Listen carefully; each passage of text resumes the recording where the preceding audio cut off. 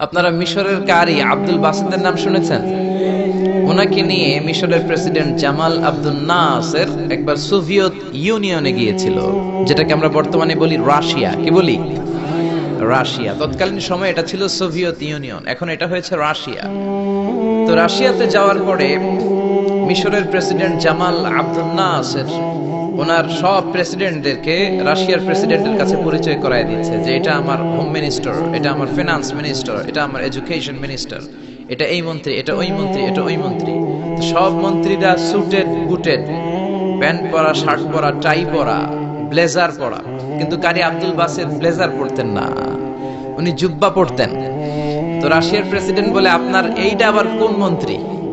সব মন্ত্রীর পোশাক একরকম, এর পোশাক আরেক রকম, এটা কোন মন্ত্রী? জামাল আব্দুল নাসির বলে, এটা আমাদের কোন মন্ত্রী নয়, এটা আমাদের দেশের কারি, এটা আমাদের দেশের কারি। রাশিয়ার প্রেসিডেন্ট বলে, কারি আবার কি? কারণ এরা কারি জিনিসটা কি এটা জানে না, এটা তারা বুঝে না। তো জামাল আব্দুল নাসির বলল যে আমাদের যে পবিত্র ধর্মগ্রন্থ আছে আল কোরআন আল কারীম, এই আল কোরআন আল কারীম উনি চমৎকার করে আবৃত্তি করতে পারে, আর আমরা সেটা শুনি, আমাদের হৃদয় ঠান্ডা হয়ে যায়।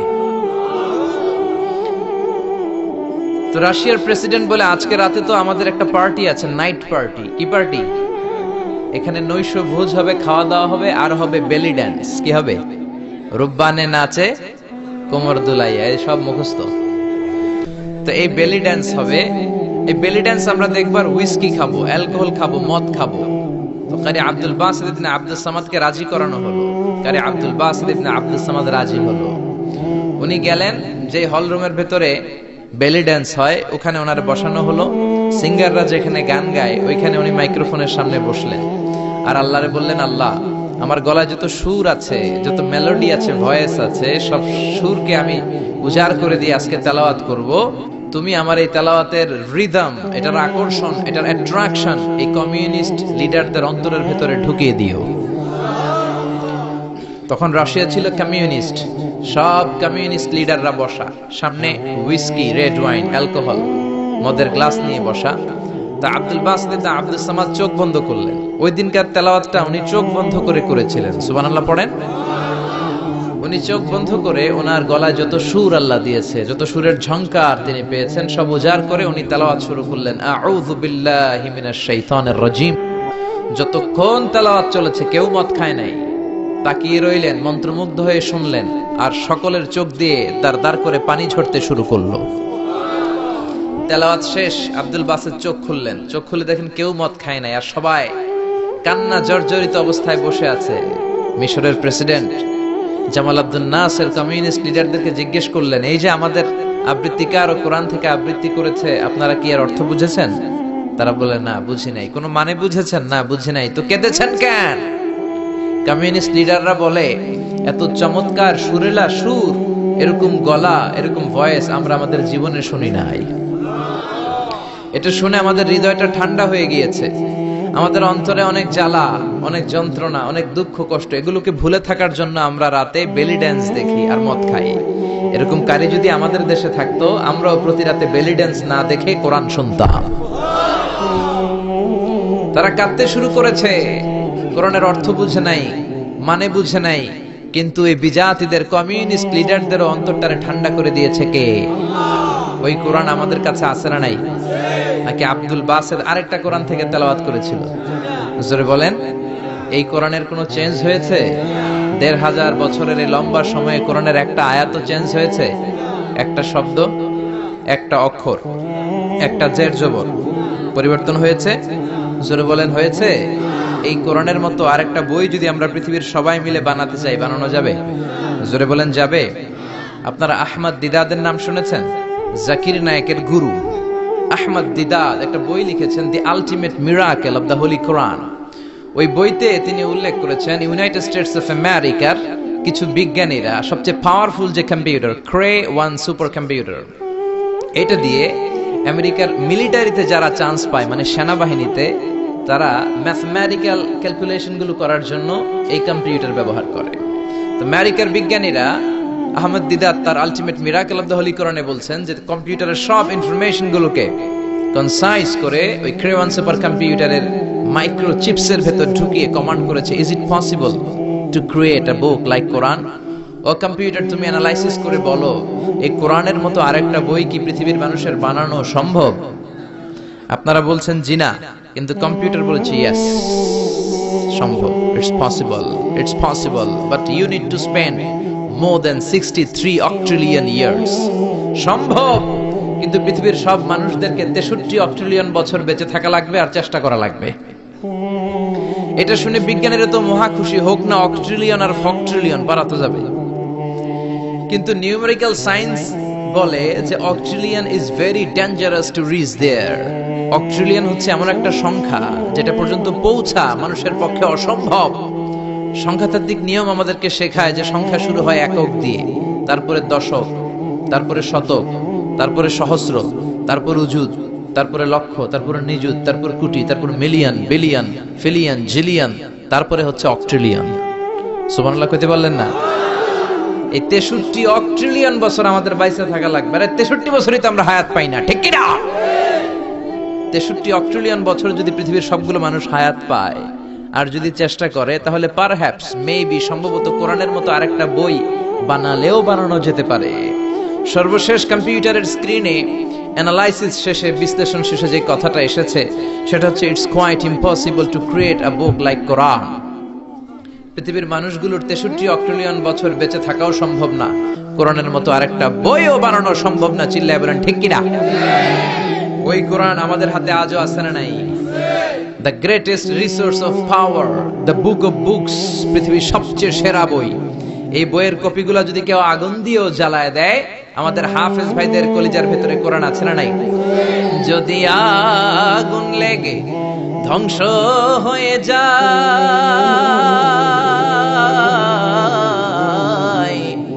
ধ্বংস হয়ে যায়, যদি আগুন লেগে যায়, পুড়ে যায় পৃথিবীর সব বইয়ের দোকান, বিশ্ব থেকে হারাবে না পবিত্র কোরআন, বিশ্ব থেকে হারাবে না পবিত্র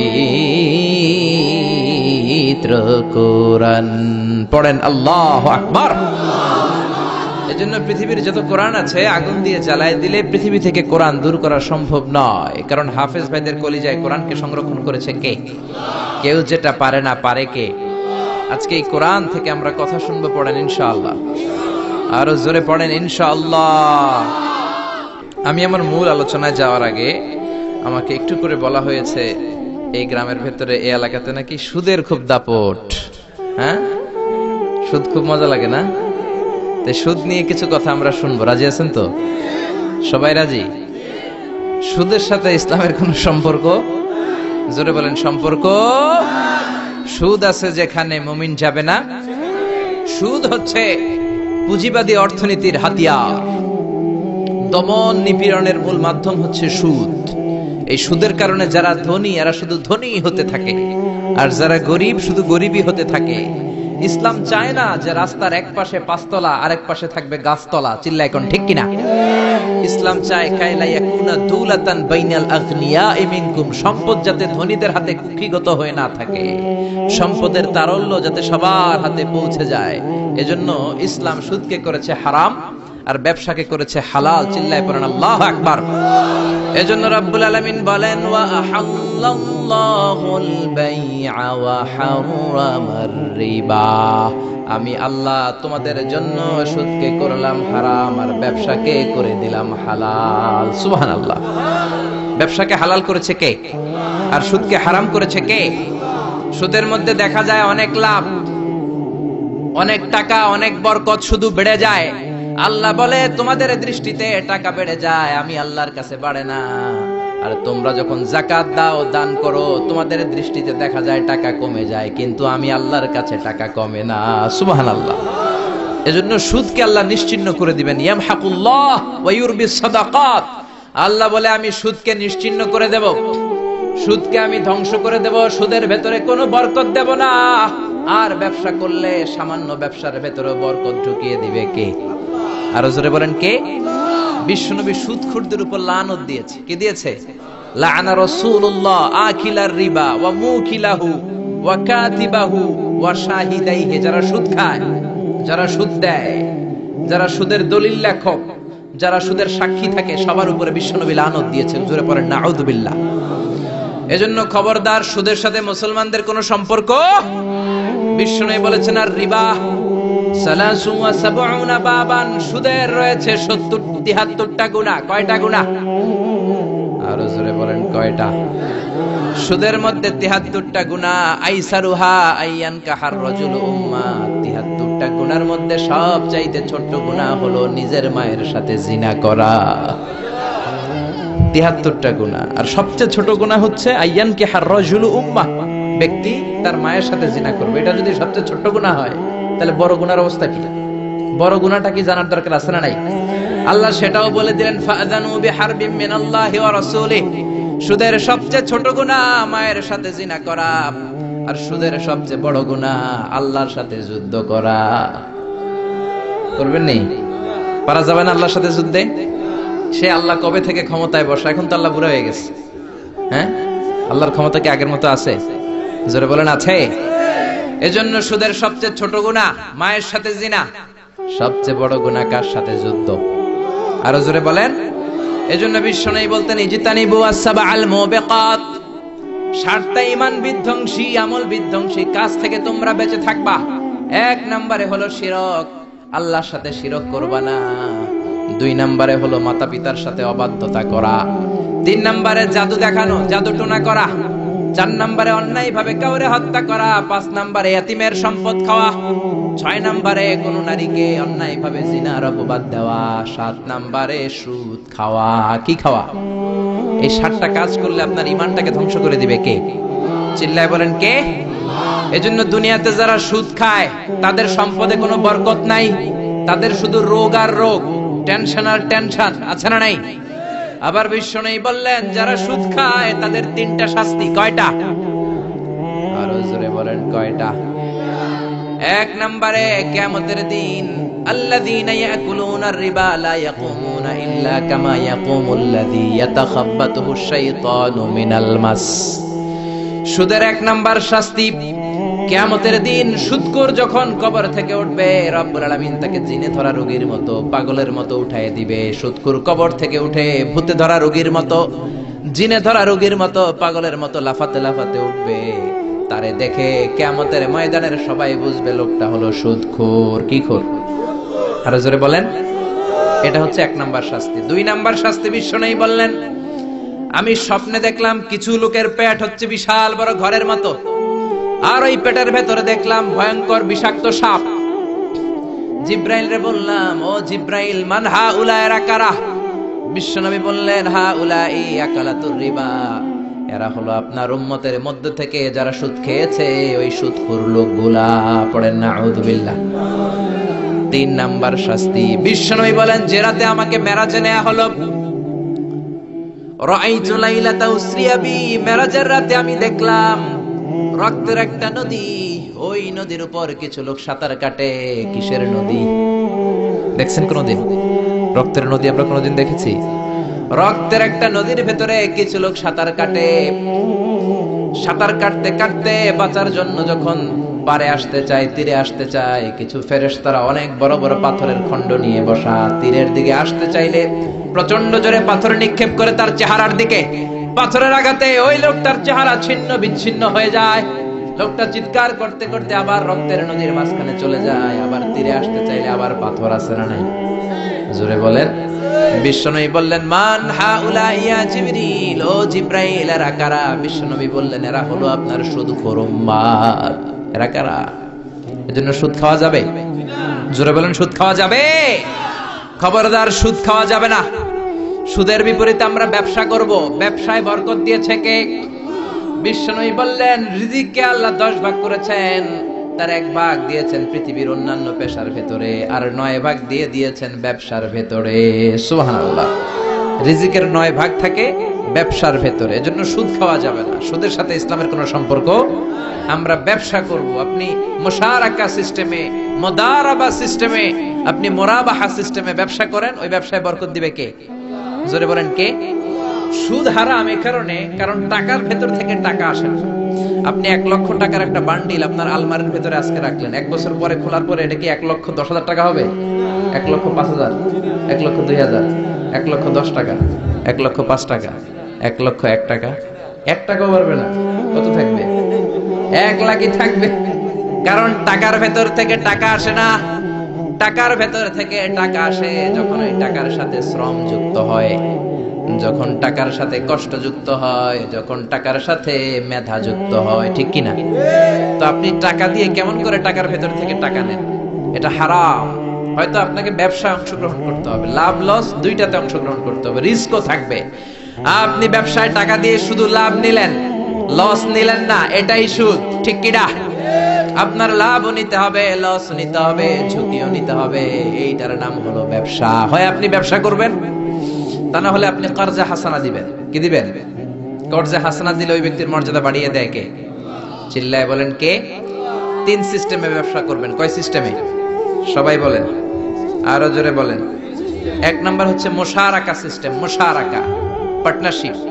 আমি আপনি শেয়ার, 3-4 জন মিলে শেয়ার, আমার টাকা আপনার টাকা, আর দুজনে মিলে ব্যবসা করব। আমার যদি ধরেন 4 লক্ষ টাকা হয়, আপনার যদি 6 লক্ষ টাকা হয়, তাহলে যেই লাভ হবে তার 60% নেবেন আপনি, 40% নেব আমি। লসও যদি হয় 60% আপনার উপর, 40% আমার উপর। এই ব্যবসাকে বৈধ করেছে কে? আরো জোরে বলেন না। 2 নম্বরে হচ্ছে আল মুদারাবা। মুদারাবাও বৈধ। মুদারাবা মানে হচ্ছে আপনার টাকা আমার শ্রম। আল্লাহ আমারে কোনো টাকা দেয় না, আমি মিসকিন, আমি ফকির, আমি দেব শ্রম, আপনি দিবেন টাকা। কত পার্সেন্ট লাভ হলে কে কতটা নিব এটা আমরা ভাগ করে নিব, কিন্তু লস হলে আমার কোনো লস নাই, কারণ আমার শ্রম আপনার টাকা, আমি যে খাটছি এটাই তো আমার লস, ঠিক কিনা? কথা বলেন। আর টাকা যেহেতু আপনার, পুরো লস নেবেন আপনি। এই সিস্টেমও ব্যবসা যায়। 3 নাম্বার হচ্ছে আল মুরাবাহা। বুঝার চেষ্টা করেন, আমার ঘরে ফ্রিজ নাই, ফ্রিজের দাম 1 লক্ষ টাকা। কয় লাখ টাকা? আপনি আমারে বাজার থেকে 1 লক্ষ টাকা দিয়ে একটা ফ্রিজ কিনে আমার কাছে 1,20,000 টাকায় বিক্রি করবেন। এটা আমি কিস্তিতে দিব আপনারে, 6 মাসের কিস্তিতে দিব। আপনার লাভ হচ্ছে আপনি 1 লক্ষ টাকা দিয়ে কিনে 1,20,000 বিক্রি করছেন, 20,000 লাভ। আর আমার লাভ হচ্ছে আমার কাছে কোনো টাকা নাই, আমি ফ্রিজের মালিক হয়ে গেলাম, কিস্তিতে দিয়ে 6 মাস পরে আমি টাকাও পূর্ণ করে দিলাম। এটাকে বলে মুরাবাহা। শাহজালাল ইসলামী ব্যাংক, আল আরাফা ইসলামী bank, Bangladesh Islamic bank limited, এই 3টার সিস্টেমে আপনাদের সাথে বিজনেস করে। আল মুদারাবা, আল মুশারাকা, আল মুরাবাহা। যেই সিস্টেমে আপনি করেন না কেন, এগুলোর কবুল করে নিবে কে? কিন্তু এগুলো না করে 100 টাকার বান্ডিল দিয়ে বললেন এই নাও 100 টাকার বান্ডিল, এখানে 10,000 টাকা আছে, সুদে লাগালাম, মাসে দিবা 1,000। কয় হাজার? আরো জোরে বলেন। এখন মাস শেষে 1,000 দিতে পারে না, ওইটার উপর আবার বাড়তে শুরু করলো। আল্লাহ বলে লা তাকুলু আর রিবা আদাআফাম মুদাআফা। খবরদার, চক্রবৃদ্ধি হারে সুদ খেও না, মাহাজনী সুদ খেও না। কার কথা? আরো জোরে বলেন, কথাটা কার? মাহাজনী সুদ খাওয়া যাবে না, চক্রবৃদ্ধি হারে সুদ খাওয়া যাবে না। তাহলে ব্যাংকের সুদ খাওয়া তো যাবে না? ব্যাংকের সুদ খাওয়া যাবে না। ব্যাংকের সুদও হারাম, আর চক্রবৃদ্ধি হারে মাহাজনী সুদ, এটা অনেক ভয়ঙ্কর হারাম। গ্রামে গঞ্জে এরকম আছে না? নেই? 10,000 টাকায় মাসে 1,000 টাকা সুদ। কথা কন, কথা কন, কথা কন। আছে। এখন দিতে পারে না, সুদ আবার বেড়ে যায়। এখন 2,000 হয়ে গেছে, এরপরের মাসেও দিতে পারে না, 3,000 হয়ে যায়। এরপরে কে আসলটা দেয়া লাগবে না, তুই সুদ চালা। কি চালা? সুদ চালাইতে চালাইতে বাড়ি নাই, ভিটা নাই, জমি নাই, টিউবওয়েল নাই, পরনের লুঙ্গিও নাই। আছে না নাই? এটার বলে মহাজনী সুদ, এটার বলে চক্রবৃদ্ধি হারে সুদ। এই সুদ খাওয়া যাবে না। এজন্য সুদ আপনি খেলে এই সুদের, এই সম্পদের ভেতরে কোনো বরকত নাই, এটাকে ধ্বংস করে দিবে কে? চিল্লায় বলেন কে? এজন্য আপনি ব্যবসা করবেন। আল্লাহ বললেন হাল্লাল্লাহুল বাইআ ওয়া হারামার রিবা। আমি আল্লাহ ব্যবসাকে তোমাদের জন্য হালাল করলাম, সুদকে করলাম হারাম। এখন আমরা সুদ খাবো না, ব্যবসা করব। জোরে বলেন, সুদ না ব্যবসা? ব্যবসার সিস্টেম হচ্ছে আপনাকে লাভ লস দুইটাতে অংশগ্রহণ করতে হবে। আপনি যদি বলেন না আমি শুধু লাভ নিব, লস নিব না, এটা ব্যবসা হবে? এটা সুদ হবে। এটা কি হবে? চিল্লায় বলেন, কি হবে? এরপর ইসলাম বলে লা মাইসার, কোনো জুয়া চুরি থাকবে না। বিজনেসের মধ্যে জুয়া চুরি নাই, মানে লটারি নাই। কিন্তু বাংলাদেশে লটারি সিস্টেম আছে না নাই? 10 টাকায় 40 লক্ষ টাকা আছে না নাই? এটা সরাসরি জুয়া চুরি, এটার সাথে ইসলামের কোনো সম্পর্ক। এর কারণ হচ্ছে আমরা 10 টাকা দিয়ে লটারি কিনি, পাই এরকম একটা কাগজ, এই লটারির একটা নাম্বার থাকে এখানে, ঠিক কিনা? আর লেখা আছে 10 টাকায় প্রথম পুরস্কার 40 লক্ষ টাকা। লক্ষ লক্ষ মানুষ 10 টাকা দিয়ে এটা কিনে, কেনার পর যেদিন ড্র হবে, রাফেল ড্র, একজন পায় 40 লাখ, আরেকজন পায় 30 লাখ, আরেকজন পায় 20 লাখ, আরেকজন 10 লাখ, পঞ্চম পুরস্কার পায় 1 লাখ, আর লক্ষ লক্ষ মানুষ এই কাগজ পানিতে ভিজায় খায়। চিল্লায় কোন ঠিক কিনা? এটার নাম হচ্ছে জুয়া চুরি, এটা জায়েজ নাই। কিন্তু এই লটারির কাগজের সাথে যদি আপনার একটা কলম দিয়ে দেয়, এটাকে জায়েজ করার সিস্টেম আছে। এই 10 টাকার লটারির, যখন আপনি লটারিটা কিনবেন, আপনাকে যদি একটা কলম দিয়ে দেয়, তাহলে কেমন যেন আপনি 10 টাকা দিয়ে একটা কলম কিনলেন। এটা ব্যবসা, এটা হচ্ছে ব্যবসার সুরা, এটা জায়েজ আছে না নাই? তার মানে লক্ষ লক্ষ মানুষ যখন লটারি কিনলো, সাথে পেলে একটা কলম, এরপরে ড্র হওয়ার পরে একজন পাবে 40 লাখ, আরেকজন 30 লাখ, একজন 20 লাখ, আরেকজন 10 লাখ, আর লক্ষ লক্ষ সবাই পাইছে একটা করে কলম। তার মানে আমরা সবাই কিছু না কিছু পাইছি। চিল্লায় কোন ঠিক কিনা? এই সিস্টেমে যদি করেন, তাহলে এটারে বৈধ করে দিবে কে? জোরে বলেন কে? এরপরে ইসলাম বলেন নো আনসার্টেইনটি। কোন ব্যবসার মধ্যে আনসার্টেইনটি থাকতে পারবে না, সুনিশ্চিত হতে হবে সবকিছু। লা দারারা ওয়ালা দারার ওয়ালা গারারা ফিল বাই। বেচা কিনার মধ্যে কোনো ধোঁকাবাজি থাকতে পারবে না, অনিশ্চয়তা থাকতে পারবে না। অনেকে উড়ন্ত কবুতর বিক্রি করে, আছে না নাই? কবুতর যারা পালেন, 10টা কবুতর আছে আপনার, আপনি দেখবেন সারাদিন কবুতর আকাশে উড়ার পরে বিকালে আবার বাসায় চলে আসে। আপনি বললেন এই যে 10টা কবুতর আকাশে উড়ে, এই 10টা কবুতর আপনার বিক্রি করে দিলাম, এক একটা 100 টাকা করে, 10টায় কত হয়? 1000 টাকা বিক্রি করে দিয়েছেন। এই বিক্রি শরীয়ত সম্মত হয় না। এর কারণ প্রতিদিন কবুতরগুলো বিকেল বেলা উড়ার পরে সন্ধ্যাবেলায় ফিরে, আজকে বিকালে নাও ফিরতে পারে। যেরকম ঠিক কিনা? আজকে 10টা কবুতর যদি অন্যদিকে চলে যায়, 1000 টাকা হলে কিলাকিলি আছে না নাই? ইসলাম বলে কিলাকিলির কোনো সুযোগ নাই। কবুতরগুলো নামবে, 10টারে তুমি ধরবা, কবজ করবা, তার হাতে হ্যান্ড ওভার করবা, তারপরে বিক্রি করবা। এটা জায়েজ করে দিবে কে? এরপরে পুকুরের মধ্যে মাছ থাকা অবস্থায় কেনা বেচা জায়েজ নাই। এরকম কেনা বেচা বাংলাদেশে আছে না নাই? আন্দাজে মানুষে শখের বসে কিনে ফেলে, পুকুরের মধ্যে বুদবুদ করতেছে, ভাবতেছে হাজার হাজার মাছ কিনছে, 10 লক্ষ টাকা দিয়ে কিনে ফেলছে। কই মাছের পুকুর, উঠায় দেয় 20 কেজি কই আর 50 কেজি কাঁকড়া আর 70 কেজি ব্যাং, আছে না নাই? এরপরে কিলাকিলি আছে না নাই? এজন্য ইসলাম বলে না, কবুতরটা হাতের মধ্যে কবজ করার পরে যেমনি বিক্রি করলাম, মাছগুলাও জাল দিয়ে তোলো, তারপরে গনে গনে বিক্রি করো, কবুল করে নিবে কে? গাভীর ওলানের মধ্যে দুধ রেখে বিক্রি করা জায়েজ নাই। ওলান এত ফিলা গেছে এরকম, এটা মনে হচ্ছে যে 20 কেজি, দহন করার পরে পাওয়া গেছে 5 কেজি, এরকম আছে না নাই? কারণ এটা দুধের কারণেও ফুলতে পারে, টিউমারেও ফুলতে পারে, ঠিক কি না? এজন্য ইসলাম বলে লা গারারা ফিল ইসলাম। ইসলামে কোনো গারারা নাই, ধোঁকাবাজি নাই, আনসার্টেনটি নাই, অনিশ্চয়তার মধ্য দিয়ে, হাওয়ার মধ্যে কোনো বিজনেস নাই। আগে জিনিসটা তোমার হাতে নাও, তারপরে বিক্রি করো, কবুল করে নিবে কে? শেয়ার বাজার নিয়ে প্রশ্ন করে, যেই প্রোডাক্টের ব্যবসা হালাল, ওই প্রোডাক্টের শেয়ারও হালাল। চিল্লায় বলেন ঠিক কিনা?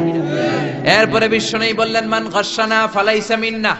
বেচা কিনার মধ্যে যে আমার উম্মতদের মধ্যে যে অন্যকে ধোঁকা দেয়, সে আমার উম্মত হতে পারে। ধোঁকাবাজির ব্যবসা বাংলাদেশে আছে না নাই? ফলের দোকানে গেলে দেখবেন চকচকে যেই সাইডটা, ওই সাইডটা ক্রেতার দিকে রাখে, পচা জায়গাটা নিচের দিকে রাখে, এরকম ব্যবসায় আছে না নাই? বিশ্বনবী মদিনার বাজারে গমের দোকান পরিদর্শন করতে গেলেন, যে দেখলেন গমের স্তূপ, বিশ্বনবী গমের ভেতরে হাত ঢুকায়া দিলেন। উপরে দেখা যায় শুকনা গম, ভিতরে দেখা যায় ভিজা গম। বিশ্বনবী বললেন মান গাশশানা ফালাইসা মিন্না। যে আমাদেরকে ধোঁকা দেয়, সে আমাদের উম্মত নয়। The person who deceives us is not among us. যে আমাদেরকে ধোঁকা দেয়, সে আমাদের উম্মত হতে পারে। চিল্লায় বলেন উম্মত হতে পারে। এজন্য ধোঁকাবাজি করে কোনো ব্যবসা করা যাবে? জোরে বলেন। আর সুদের সাথে আমাদের কোনো সম্পর্ক? চিল্লায় বলেন সম্পর্ক। সুদকে ধ্বংস করে দিবে কে? আর ব্যবসায় বরকত ঢুকিয়ে দিবে কে? বরকতে বিশ্বাস করেন তো? বিশ্বাস করেন? অল্পের ভেতরেও বরকত হতে পারে, 1000 কোটি টাকার মধ্যেও বরকত নাও থাকতে পারে। চিল্লায় বলেন ঠিক কিনা? এজন্য আজ থেকে সুদের সাথে আমাদের কোনো সম্পর্ক নেই। আমরা ব্যবসা করব মুশারাকা সিস্টেমে, মুদারাবা সিস্টেমে, মুরাবাহা সিস্টেমে ব্যবসা করব। অল্প প্রফিট হলো, এটার মধ্যে বরকত দিবে কে? আরো জোরে বলেন কে? আর সুদের ব্যবসা করবেন না তো? কারা কারা আজকে থেকে সুদের কোনো ব্যবসার সাথে জড়িত থাকবেন না? দুই হাত উঁচু করে আমার আল্লাহর দেখা। আল্লাহ আমাদের হাতগুলোকে তুমি কবুল করো। চিল্লায় পড়েন আমিন। সুদের আলোচনা ভালো লাগতেছে না? না, একেবারে উপরে এসে পড়ছে না? সুদের সাথে ইসলামের কোনো সম্পর্ক নাই। আল্লাহ সুদ থেকে আমাদেরকে বাঁচাক। আল্লাহ আমাদের হালাল রিজিকে বরকত দিক। আরো জোরে পড়েন আমিন। আমি আমার খুতবার শুরুতে সূরাতু বনী ইসরাইলের ছোট্ট একটা আয়াত তেলাওয়াত করেছি। আসুন এই আয়াতের আলোকে আপনাদের সাথে কিছু কথা শেয়ার করি, যদি আপনারা মনোযোগী হন। শুনবেন শুনবেন শুনবেন শুনবেন। রব্বুল আলামিন বলেন, ওয়াকাদা রাব্বুকা আল্লা তা'বুদু ইল্লা ইয়াহু ওয়া বিল ওয়ালিদাইনি ইহসানা। আল্লাহ বললেন, গোলাম আমার ফয়সালা দুইটা। এই দুইটা ফয়সালা হলো স্পেশাল ফয়সালা, অনড় ফয়সালা। এই ফয়সালার কোনো নড়চড় নাই, এই ফয়সালার কোনো পরিবর্তন নাই। প্রথম ফয়সালাটা হলো আল্লাহ তা'বুদু ইল্লা ইয়া, ইবাদত হবে একজনের, তিনি কে? আল্লাহ ছাড়া অন্য কারো ইবাদত করা যাবে? আবার আল্লাহ ডেকে বললেন, গোলাম জিন জাতি মানব জাতি এই দুইটা জাতিকে আমি সৃষ্টি করেছি শুধু আমার ইবাদতের জন্য, ঠিক কি না? ওয়ামা খালাকতুল জিন্না ওয়াল ইনসা ইল্লা লিয়াবুদুন। আমি জিন জাতি আর মানব জাতিকে কোনো কাজের জন্য তৈরি করি নাই, কোনো উদ্দেশ্যে বানাই নাই, শুধুমাত্র কেবলমাত্র একমাত্র আমি আল্লাহর ইবাদতের জন্য বানিয়েছি। কার কথা? আরো জোরে বলেন, কার? আল্লাহ ছাড়া কারো ইবাদত করা যায় না। এই পৃথিবীতে যত নবী এসেছে, এই পৃথিবীতে যত রাসূল এসেছে, সব নবী রাসূলের একটাই দাওয়াত ছিল, তোমরা ইবাদত করবে একজনের, তিনি কে? ইয়া কওমি ইবুদুল্লাহা মা লাকুম মিন ইলাহিন গায়রু। ও আমার কওমের লোকেরা, ও আমার স্বজাতির লোকেরা, এক আল্লাহ ছাড়া অন্য কারো ইবাদত করো না। জিকির করতে হবে একজনের, চাইতে হবে একজনের কাছে, সেজদা দিতে হবে একজনকে, তিনি কে? আল্লাহ ছাড়া কাউরে সেজদা দেয়া যাবে?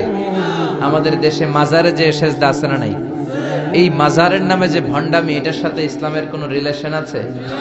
সম্পর্ক আছে? এই ভণ্ডামির সাথে ইসলামের কোন সম্পর্ক?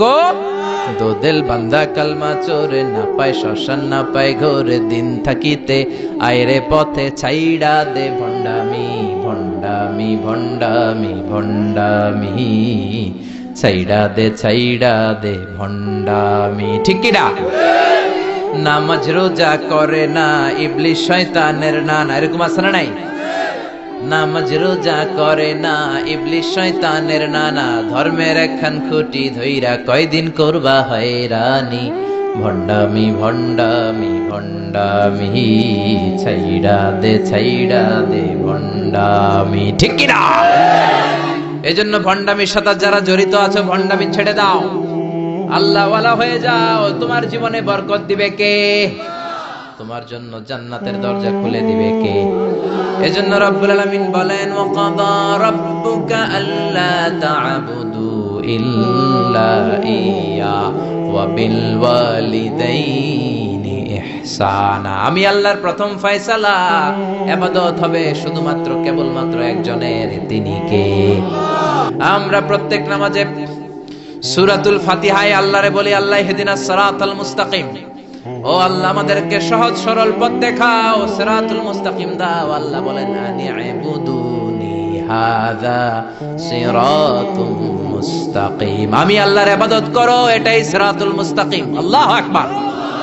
আপনি যদি আল্লাহর ইবাদত করেন, তাহলে আপনি বুঝবেন যে আপনি সিরাতুল মুস্তাকিমের উপর আছেন। আর যদি বুঝেন আল্লাহর ইবাদত ছেড়ে আপনি অন্যদিকে দৌড়াচ্ছেন, তার মানে হলো আপনি সিরাতুল মুস্তাকিমের উপর থাকার সৌভাগ্য অর্জন করতে পারেন নাই। চিল্লা এখন ঠিক কি না? এজন্য আল্লাহ বললেন, আল্লাহর ফয়সালা কয়টা? আরো জোরে বলেন, কয়টা? এক নাম্বার ফয়সালা, ইবাদত হবে শুধু একজনের, তিনি কে? এই ফয়সালার সাথে সবাই একমত? দ্বিমত কেউ নাই? কেউ নাই? দু একজন থাকতে পারে, কেউ নাই। আল্লাহ বললেন, আমার প্রথম ফয়সালা, ইবাদত হবে শুধু আমি আল্লাহর।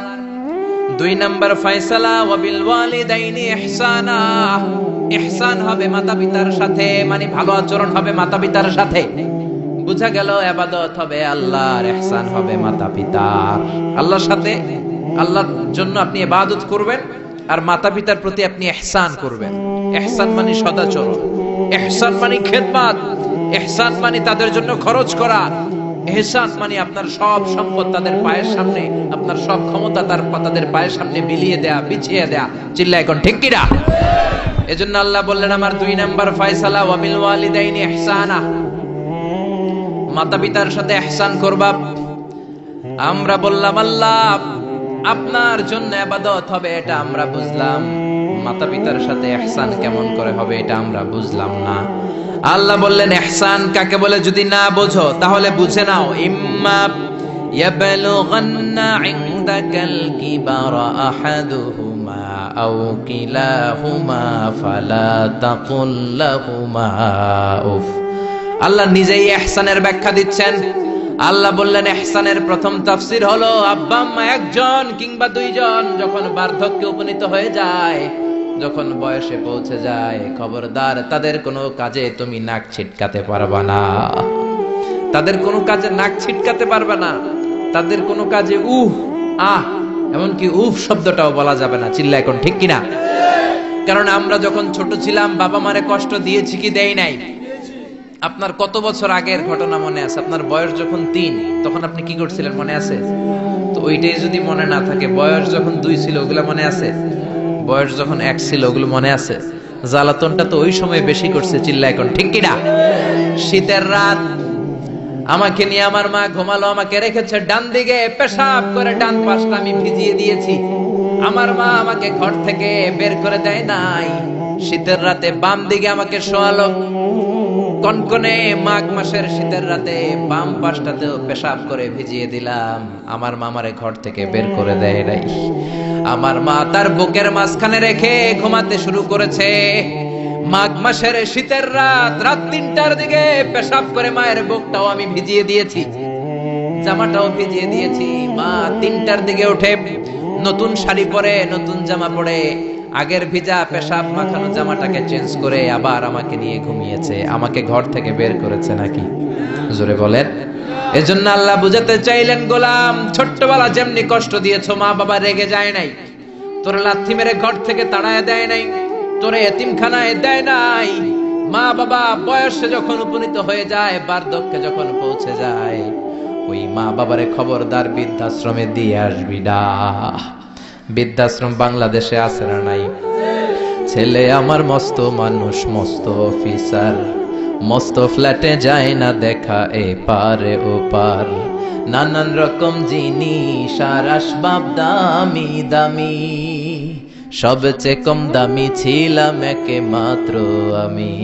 ছেলের আবার আমার প্রতি অগাধ সম্ভ্রম, আমার ঠিকানা তাই বৃদ্ধাশ্রম। ঠিক কিনা? অনেক কপাল পোড়া আছে, ডাকাত আছে। মা বাবা বার্ধক্যে উপনীত হওয়ার পরে তাদের কর্মকাণ্ডে নাক ছিটকায়, ঘরে আর বাবা মারে রাখতে মনে চায় না, বৃদ্ধাশ্রমে রেখে আসে। এরকম ডাকাত আছে রাড়াই। বাবা মারে বৃদ্ধাশ্রমে দেয়া যাবে?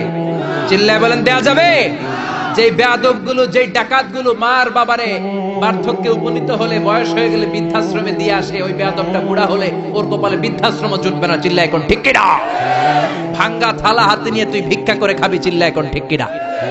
আল্লাহ বললেন আমার 2 নাম্বার ফয়সালা, ওয়া বিল ওয়ালিদাইনি ইহসানা, মাতা পিতার সাথে ইহসান করবা। ইহসানের প্রথম ব্যাখ্যা, ইম্মা ইয়াবলুগান্না ইনদাকাল কিবারা আহাদুহুমা আও কিলাহুমা ফালা তাকুল লাহুমা উফ। মা বাবার একজন কিংবা দুইজন যদি বার্ধক্যে উপনীত হয়ে যায়, খবরদার মা বাবারে বৃদ্ধাশ্রমে দিও না। মা বাবা পেশাব করে দিতে পারে, পায়খানা করে দিতে পারে, তোমাকে যেমনি পরিষ্কার করে আদর যত্ন করেছে তুমিও পরিষ্কার করবা, মা বাবার খেদমত করবা, তোমার জীবনটারে উজালা করে দিবে কে? আল্লাহ বললেন ইহসানের 2 নাম্বার ব্যাখ্যা, ওয়ালা তানহারহুমা, মা বাবারে ধমক দিও না। অনেক বেয়াদব ছেলে মেয়ে আছে, মা বাবার সাথে ঝিড়কি দিয়ে কথা বলে, ধমক দিয়ে কথা বলে, এলাকার লোকদের সাথে যখন কথা বলে ভদ্র ভাষায় কথা বলে, ঘরে ঢুকলে মায়ের গালি দেয়, আছে না নাই? বাবারে ডাকে বুড়া, মারে ডাকে বুড়ি, আছে না নাই? তুমি কেমন করে মায়ের বুড়ি ডাকো, বাবারে বুড়া ডাকো? তোমার বাপ মা তো বুড়া হয়েছে তোমার কারণে। তোমারে মানুষ করতে যে তোমার মা বাবা তাদের জীবন যৌবন হারিয়েছে। তোমারে মানুষের মতো মানুষ করতে যে তারা তাদের জমি হারিয়েছে। তোমারে বিদেশ পাঠাতে যে তারা তাদের ভিটেমাটি হারা হয়েছে। যেই বাবা মা তোমার জন্য সব কিছু ছেড়েছে, খবরদার ফালা তানহারহুমা, ওই বাবা মারে ধমক দিবা না। কার কথা? চিল্লায় বলেন কার? এরপর আল্লাহ বললেন ওয়ালা তানহারহুমা ওয়া কুল লাহুমা কওলান কারীমা, তাদেরকে ধমক দিবা না, বরং তাদের সাথে ভালো আচরণ করবা, কোমল ভাষায় কথা বলবা। যত ভদ্রতা তুমি জানো, যত কার্টিসি তুমি জানো, যত সফটনেস তোমার জানা আছে, যত ভদ্রতা তুমি শিখেছো, সব ভদ্রতা তুমি ইউজ করবা তোমার মা বাবার সাথে। যত কোমল ভাষা তুমি জানো, যত শুদ্ধ কথা তুমি জানো, সব তোমার মা বাবার জন্য তুমি ইউজ করবা। চিল্লা এখন ঠিক কিনা? এরপরে রব্বুল আলামিন বললেন ওয়াখফিদ লাহুমা জানাহায যুল্লি মিনার রাহমাতি ওয়া কুর রাব্বিরহামহুমা কামা রাব্বায়ানি সাগীরা, তাদের জন্য রহমতের ডানা বিছিয়ে দাও। তোমার যত ক্ষমতা আছে মা বাবার পায়ের সামনে ঢেলে দাও, যত অর্থ আছে তাদেরকে তুমি বিলিয়ে দাও। আর বাবা মা একজন কিংবা দুইজন যদি দুনিয়া ছেড়ে বিদায় নেয়, তাদের কবরের সামনে দাঁড়িয়ে চোখের পানি ছেড়ে পড়তে আরম্ভ করে দাও রব্বিরহামহুমা কামা রাব্বায়ানি সাগীরা ওয়া কুর রাব্বিরহামহুমা কামা রাব্বায়ানি সাগীরা। ও আল্লাহ, ছোট্টবেলা বাবা মা যেমনি আমার আদর দিয়ে সোহাগ দিয়ে কাছে টেনে নিয়েছে, কিয়ামতের দিন কবরের ভেতরে তুমিও আমার বাবা মারে আদর করে কাছে টেনে নিও। পড়ে না আমিন? চিল্লায় পড়ে না আমিন? এজন্য ইবাদত হবে একজনের, তিনি কে? আর ইহসান হবে কার সাথে? এজন্য মা বাবার দোয়ার দরকার আছে না নাই? পৃথিবীর যত আল্লাহর ওলি আছে, যত পীর সাহেব আছে, সবাই এই পুরো কোরআন খতম করে যদি একটা গ্লাসের পানির মধ্যে ফু দেয়, আর আপনার আম্মা শুধু বিসমিল্লাহ বলে আরেকটা গ্লাসের পানির ভেতরে ফু দেয়, আল্লাহর কসম আপনার মায়ের দোয়াটা আগে কবুল হয়ে যাবে। এজন্য মা বাবার খেদমত করেন। আপনার বড় পীর সাহেব হলো আপনার বাবা, আপনার বড় পীর সাহেব হলো আপনার মা। দুনিয়ার সবাই দোয়া করলে ওই দোয়া মিস হয়ে যেতে পারে, মা বাবা দোয়া করলে মিস হবে নাকি? হবে। অনেক ডাকাইত আছে দেখবেন মাজারের উপরে মশারি দেয়, আছে না নাই? খুঁজে দেখবেন ওর বাপের মশায় কামড়ায়, ওর মায়ের মশায় কামড়ায়, আর ও বাবার দরবারে যে মাজারে মশারি দিয়ে আসছে, এরকম ডাকাইত আছে না নাই? এজন্য খবরদার, মা বাবার সাথে ইহসান করো। বিশ্বনবী মসজিদে নববীতে মিম্বারের এক তলার মধ্যে পা রাখলেন, আওয়াজ করে বললেন আমিন। দ্বিতীয় তলার ভেতরে পা রাখলেন, আওয়াজ করে বললেন আমিন। তৃতীয় স্টেপে পা রেখে বিশ্বনবী পড়লেন আমিন। সাহাবারা বললেন নবী তিনবার আমিন বললেন, কেন বললেন বুঝলাম না। বিশ্বনবী বললেন প্রথম স্টেপে যখন পা রাখলাম, জিব্রাইল এসে বলল রমজান মাস পাওয়ার পরে রোজা রেখে ইবাদত করে যেই বান্দা গুনাহ মাফ করতে পারে নাই, তার উপরে আল্লাহর লানত। আমি বিশ্বনবী বললাম আমিন। দ্বিতীয় স্টেপে পা রাখলাম, জিব্রাইল বলল মাতা পিতা পাওয়ার পরে যারা মাতা পিতার খেদমত করে নিজের জীবনের গুনাহ ছড়াতে পারে নাই, জান্নাত কামাতে পারে নাই, তাদের উপরও আল্লাহর লানত। আমি বিশ্বনবী বললাম আমিন। তিন নাম্বার স্টেপে বিশ্বনবী বললেন আমার নাম শোনার পরে আমার যে উম্মত আমার উপর দরুদ পড়লো না, তাদের উপর আল্লাহর লানত। আমি বললাম আমিন। পড়েন সাল্লাল্লাহু আলাইহি ওয়াসাল্লাম, চিৎকার করে পড়েন সাল্লাল্লাহু। এজন্য মাতা পিতার খেদমতের দরকার আছে না নাই? গোটা বিশ্বটা একদিকে, মায়ের দোয়া আরেকদিকে। চিল্লায় বলেন ঠিক কিনা? আপনি বুলেট মারলে বুলেট মিস হতে পারে, ড্রোন হামলা করলে মিস হতে পারে, মায়ের দোয়া মিস হবে? জোরে বলেন মিস হবে? এক সাহাবী বলল নবী আইয়ুল আমালি আফদাল, সবচেয়ে সেরা আমল কোনটা? বিশ্বনবী বললেন সবচেয়ে সেরা আমল হলো আসসালাতু ফি ওয়াক্তিহা, সময় মতো নামাজ পড়া। দুই নম্বরে বললেন বিররুল ওয়ালিদাইন, মাতা পিতার খেদমত করা। তিন নম্বরে বললেন আল জিহাদু ফি সাবিলিল্লাহ, আল্লাহর রাস্তায় জিহাদ করা। তার মানে পৃথিবীর শ্রেষ্ঠতম তিনটা আমলের মধ্যে মাতা পিতার খেদমতের আমলটাও আছে না নাই? মাতা পিতার খেদমত এটা সবচেয়ে ভালো আমল। আরেক হাদিসে বিশ্বনবী বললেন এটা জিহাদের চেয়ে বেশি সওয়াবওয়ালা। এক সাহাবী বললেন, নবী আস্তাযিনুকাল জিহাদ, আমি জিহাদে যেতে চাই, অনুমতি দেন। বিশ্বনবী বললেন, তোমার বাবা মা কেউ বেঁচে আছে নাকি? সাহাবী বললেন, বেঁচে আছে। বিশ্বনবী বললেন, ফাফিহিমা ফাজাহিদ, যাও বাবা মার খেদমত শুরু করে দাও। বাবা মার খেদমত করলে ঘরে বসেই জিহাদের সওয়াব পাবা, ঘরে বসেই জিহাদের সওয়াব পাওয়া যাবে। রিদার রাব্বি ফি রিদাল ওয়ালিদ ওয়া সাখাতুহু ফি সাখাতিল ওয়ালিদ। বাবা মা খুশি তো আরশের মালিক খুশি, বাবা মা না খুশ তো আরশের মালিকও না খুশ। চিল্লায় এখন ঠিক কি না? এজন্য বিশ্বনবী বলতেন, তোমাদের প্রত্যেকের ঘরের ভেতরে দুইটা জান্নাত আছে, কারণ জান্নাতে দুইটা স্পেশাল দরজা আছে। একটা দরজার নাম হলো আল আব মানে আব্বা, আর একটা দরজার নাম হলো আল উম মানে আম্মা। একটা দরজার নাম বাবা আর একটার নাম মা। এজন্য বিশ্বনবী বলেন, এই দুইটা দরজার সাথে তোমরা কি আচরণ করবা তোমাদের ডিসিশন। হুমা জান্নাতুকা ওয়া নারুক, বাবা মাই তোমার জান্নাত, বাবা মাই তোমার জাহান্নাম। বাবা মার সাথে ভালো আচরণ করলে 8টা জান্নাতের দরজা তোমার জন্য খুলে দিবে কে? আর খারাপ আচরণ করলে জাহান্নাম আছে না নাই? তোমার বাবা মা যদি কাফের হয়, হিন্দু হয়, বৌদ্ধ হয়, তারপরও ভালো আচরণ করবা, ঠিক কি না? বাংলার জমিনে এরকম অনেক হিন্দু ফ্যামিলি আছে, হিন্দু ইয়াং ছেলে মুফাসসিরে কোরআনের তাফসীর শুনে হাতে হাত রেখে কালিমা পড়ে মুসলমান হয়ে গেছে, আছে না নাই? কিন্তু মা তো মুসলমান হয় নাই, বাবা তো মুসলমান হয় নাই, বাপ মা হিন্দুই রয়ে গেছে। তো বাপ মা হিন্দু, ছেলে মুসলমান, তুমি কি মা বাবার সাথে খারাপ আচরণ করতে পারবা? কথা বলেন। মা বাবা হিন্দু হোক, নাস্তিক হোক, বৌদ্ধ হোক আর খ্রিস্টান হোক, মা বাবার দোয়া নিতে হবে, আশীর্বাদ নিতে হবে। চিল্লা এখন ঠিক কিনা? বিশ্বনবী শালী নাম কি বলেন তো, কেউ জানেন বিশ্বনবী শালীর নাম কি? আসমা। মাশাআল্লাহ, আসমা বিনতে আবি বকর বিশ্বনবী শালী। উনি মুসলিমা, কিন্তু উনার মা ছিল মুশরিকা।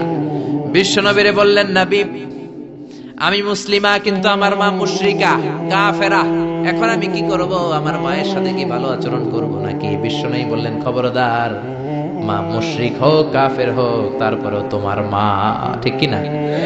সিলিহা, দোয়া নাও, ভালো আচরণ করো, সম্পর্কটারে মিলায় রাখো, তোমার জান্নাতে ঢুকায় দিবে কে? 3 জিনিসের দিকে তাকালেই সওয়াব। 3টা জিনিসের দিকে তাকানোর সাথে সাথে আপনার আমলনামায় সওয়াব দিবে কে? 1 নাম্বার নাযার ইলাল কোরআন, কোরআনের দিকে যখন নজর করে তাকাবেন আপনার আমলনামায় সওয়াব দিবে কে? সুবহানাল্লাহ কইতে মনে চায় না? 2 নম্বরে কাবা, কাবার দিকে তাকালে সওয়াব দেয় কে? 3 নম্বরে নাযার ইলা ওয়াজহিল ওয়ালিদাইন, মাতা পিতার চেহারার দিকে নজর করে তাকালে সওয়াব দেয় কে? এজন্য বিশ্বনবী বললেন, সালাসু দাওয়াতিন মুস্তাজাবাত, 3 ব্যক্তির দোয়া কোনদিন আল্লাহ ফিরায় না। 1 নম্বরে দাওয়াতুল মুসাফির, মুসাফিরের দোয়া। আপনি সফর করেন না মাঝে মাঝে, কক্সবাজারে যাচ্ছেন, সিলেট যাচ্ছেন, এই যে গাড়ির মধ্যে বসে আছেন, ওই সময় আপনি দোয়া করবেন বেশি বেশি। ওই সফর অবস্থায় দোয়া করলে ওই দোয়া কবুল করে কে? 2 নম্বরে দাওয়াতুস সাইম, রোজা রেখে দোয়া করলে কবুল করে কে? 3 নম্বর দাওয়াতুল ওয়ালিদাইনি লিওয়ালাদিহি, মাতা পিতা যখন চোখের পানি ছেড়ে হাত 2টা তুলে আল্লাহর কাছে ছেলে মেয়েদের জন্য দোয়া করে, ওই দোয়াটাও কবুল করে কে? এজন্য সবার আগে দোয়া চাইবেন মা বাবার কাছে। কার কাছে? আমাদের কাছে অনেকে দোয়া চায়, আমরা বলি আরে তোমার মায়ের কাছে চাও, তোমার আব্বার কাছে চাও। আমার দোয়া তোমার জন্য কবুল হতেও পারে, নাও হতে পারে, কিন্তু তোমার মা তো তোমার জন্য মুস্তাজাবুদ দাওয়া, তোমার বাবা তো তোমার জন্য মুস্তাজাবুদ দাওয়া। তোমার মা হাতটা তোলার সাথে সাথেই কবুল। চিল্লা এখন সুবহানাল্লাহ। একজন বাবা এবং মা ছেলে মেয়েদের জন্য কতটা কষ্ট সহ্য করে, কতটা জ্বালা যন্ত্রণা সহ্য করে, বাবা মা না হওয়ার আগে এটা কেউ বুঝবে? আপনি শুধু ওয়াজ শুনতে পারবেন, কিন্তু বুঝবেন তখন যখন একটা ছেলে হবে, যখন একটা মেয়ে হবে, ঠিক কি না? এজন্য বিশ্বনবী বলতেন, আল জান্নাতু তাহতা আকদামি উম্মাহাতিকুম। ও দুনিয়ার মানুষেরা শোনো শোনো, যেই জান্নাতের জন্য তোমরা পাগল, যেই জান্নাতের বর্ণনা শুনলে তোমাদের হৃদয় ঠান্ডা হয়ে যায়, যেই জান্নাতে যাওয়ার জন্য তোমরা ইবাদত করো, ওই জান্নাত থাকে তোমাদের মায়ের পায়ের তলায়। এই দুনিয়ার পুরুষ মানুষদের পায়ের নিচে থাকে জুতা, জুতার নিচে থাকে বালি, আর এই দুনিয়ার এক একটা মহিলার পায়ের নিচে থাকে তার ছেলে মেয়েদের জান্নাত। ওগো মা তুমি এই ধরনের শ্রেষ্ঠ নেয়ামত, তোমারই পদ তলে রয়েছে জান্নাত। ওগো মা তুমি এই ধরনের শ্রেষ্ঠ নেয়ামত, তোমারই পদতলে রয়েছে জান্নাত। সুবহানাল্লাহ পড়েন। এই পৃথিবীটারে 100 বার বিক্রি করলে যে টাকা হবে, ওই টাকা দিয়ে জান্নাতের একটা চেয়ারের দাম হবে? সবাই বলেন হবে না। আচ্ছা, এই পৃথিবীটারে 5000 বার বিক্রি করলে যেই মূল্য বা টাকা পাওয়া যাবে, ওই টাকা দিয়া জান্নাতের একটা টেবিল কিনা যাবে? আর যেই 8টা জান্নাত মায়ের পায়ের নিচে পড়ে আছে, ওই পা দুইটার দাম আল্লাহর কাছে বেশি না কম? জোরে বলেন, বেশি না কম? এই জন্য এক সাহাবী বললেন, নবী মান আহাক্কু বিহুসনি সাহাবাতি ইয়া রাসূলুল্লাহ, এই দুনিয়ায় এত মানুষ, এত বন্ধু, এত সাহাবী, এত লোক, কার সাথে ভালো আচরণ করব? বিশ্বনবী বললেন, উম্মুকা, তোমার মায়ের সাথে। সুম্মা মান, তারপরে কার সাথে? তোমার মায়ের সাথে। তারপরে কার সাথে? তোমার মায়ের সাথে। 3 বার। আর এক হাদিসে আছে 4 বার বললেন তোমার মায়ের সাথে, 5ম বার বললেন তোমার পিতার সাথে। সুবহানাল্লাহ। মায়ের মর্যাদা 4 গুণ বেশি। কয় গুণ? এর কারণ আল্লাহ কোরআনে বলে দিলেন সূরা লোকমানে, হামালাতু উম্মুহু, মায়ের মর্যাদা এত বেশি হওয়ার কারণ হলো, বাবা তোমারে পেটে ধরে নাই, পেটে ধরেছে কে? ওয়াহানান আলা ওয়াহান, 10 মাস 10 দিন বাবা কষ্ট সহ্য করে নাই, করেছে কে? ওয়াফিসালুহু ফি আমাইন, 2 বছর বাবা তোমারে দুধ খাওয়ায় নাই, দুধ খাওয়ালো কে? কত লিটার দুধ, কত গ্যালন দুধ, কত কেজি দুধ মায়ের বুক থেকে আপনি খেয়ে খেয়ে সাবার করছেন 2 বছরে, কোনো হিসাব আছে? জোরে বলেন। বিশ্বনবী বললেন, লাউ কাতা'তা জিলদাক, তোমার চামড়াটা কেটে কেটে রোদে শুকিয়েও যদি মায়ের 2 পায়ের 2টা জুতা বানিয়ে দাও, ছোট্টবেলায় 1 ঢোক দুধ যে তুমি খেয়েছো, সেই 1 ঢোক দুধের শোধ আদায় হবে নাকি? মায়ের একেধারে দুধের দাম, কাটিয়া গায়ের চাম, বাপস বানাইলেও ঋণের শোধ হবে না। এমন দরদি ভাবে কেউ হবে না আমার মা, এমন দরদি ভাবে কেউ হবে না আমার মা গো। পড়েন না আল্লাহু আকবার। বিশ্বনবীর সাহাবী নাম হলো আলকামা। কি নাম? সবাই বলেন কি নাম? আলকামা বিশ্বনবীর সাহাবী। ইন্তেকালের আগে আলকামার জিহ্বা দিয়ে কালেমা বের হয় না। 3 দিন যাবত বিছানায় পড়ে আছে, মুমূর্ষ, মরে যাবে, কিন্তু জিহ্বা দিয়ে কালেমা বের হয় না। বিশ্বনবী বলেছেন, লাকিনু মাউতাকুম লা ইলাহা ইল্লাল্লাহ, তোমরা মরণের আগে তোমাদের মুমূর্ষ রোগী মৃতদের সামনে লা ইলাহার তালকিন দাও। যখন দেখবেন আপনার চাচার রুহুটা বের হয়ে যাচ্ছে, দাদার রুহুটা বের হয়ে যাচ্ছে, বাবার রুহু বের হয়ে যাচ্ছে, তার শিয়রের সামনে, কানের সামনে বসে পড়তে আরম্ভ করবেন, লা ইলাহা লা ইলাহা ইল্লাল্লাহু মুহাম্মাদুর রাসূলুল্লাহ সাল্লাল্লাহু। কিন্তু বলবেন না, এই কালেমা পড়ো, কালেমা পড়ো, কালেমা পড়েন, কালেমা পড়েন, এগুলো বলবেন, শুধু তালকিন দিবেন। ওটা থেকেই উনি বুঝবেন, কারণ মৃত্যুর একটা কষ্ট আছে না নাই? মৃত্যুর যন্ত্রণায় সে অস্থির, আপনি জোরাজুরি করতেছেন কালেমা পড়, সে যদি বলে না পড়বো না, ঝামেলা আছে না নাই? এজন্য কানের সামনে শুধু তালকিন দিবেন। বিশ্বনবী বললেন, লাকিনু মাউতাকুম লা ইলাহা ইল্লাল্লাহ, তোমাদের মৃতদের সামনে, মুমূর্ষদের কানের সামনে শুধু লা ইলাহা পড়বা। উনার বিবি, উনার আত্মীয়রা আলকামা নামক সাহাবীর কানের সামনে লা ইলাহা পড়ে, 3 দিন ধরে কালেমা বের হয় না। কখন যেন মরে যায়, বিশ্বনবীর কাছে পাঠানো হলো।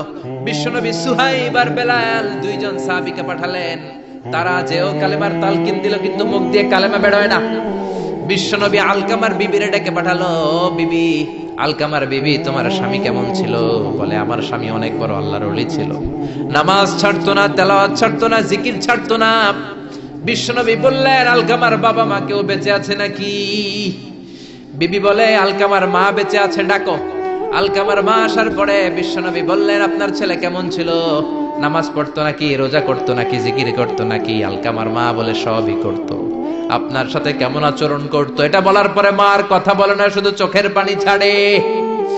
আলকামার মা বলে, নবী, আলকামার ব্যাপারে আমার মনে অনেক দুঃখ, কোনদিন আমার কথা শুনে নাই, শুধু বিবির কথা শুনতো, বউরে প্রাধান্য দিত, আমার যত্ন নিত না, আমার কথা বেশি শুনতো না, এজন্য আমার মনে আলকামার ব্যাপারে অনেক জ্বালা।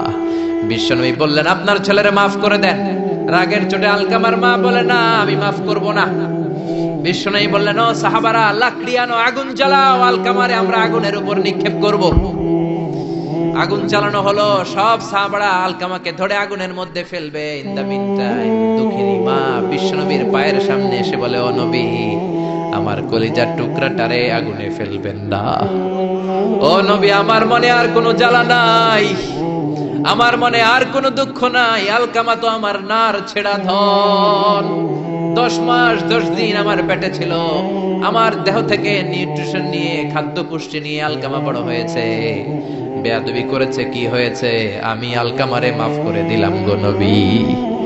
আলকামার মাপ, আলকামা শিওরের সামনে দাঁড়িয়ে যখন মাফ করার ঘোষণা দিয়েছে, বিশ্বনবী সাক্ষী, সাহাবারা দাঁড়িয়ে আছে।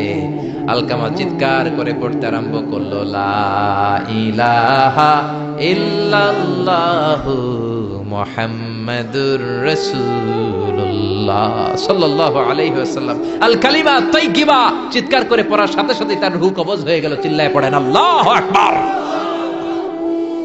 এজন্য মায়ের দোয়া বড় দোয়া, বাবার দোয়া বড় দোয়া। মা বাবা দোয়া করলেও কবুল, বদদোয়া করলেও কবুল। মা বাবার শুধু যদি দোয়াটাই কবুল হতো তাহলে টেনশন নাই, দোয়া করে না তো কি হয়েছে। কিন্তু বদদোয়া করলেও কবুল করে নেয় কে? আল্লাহ। দোয়া করলেও কবুল, বদদোয়া করলেও।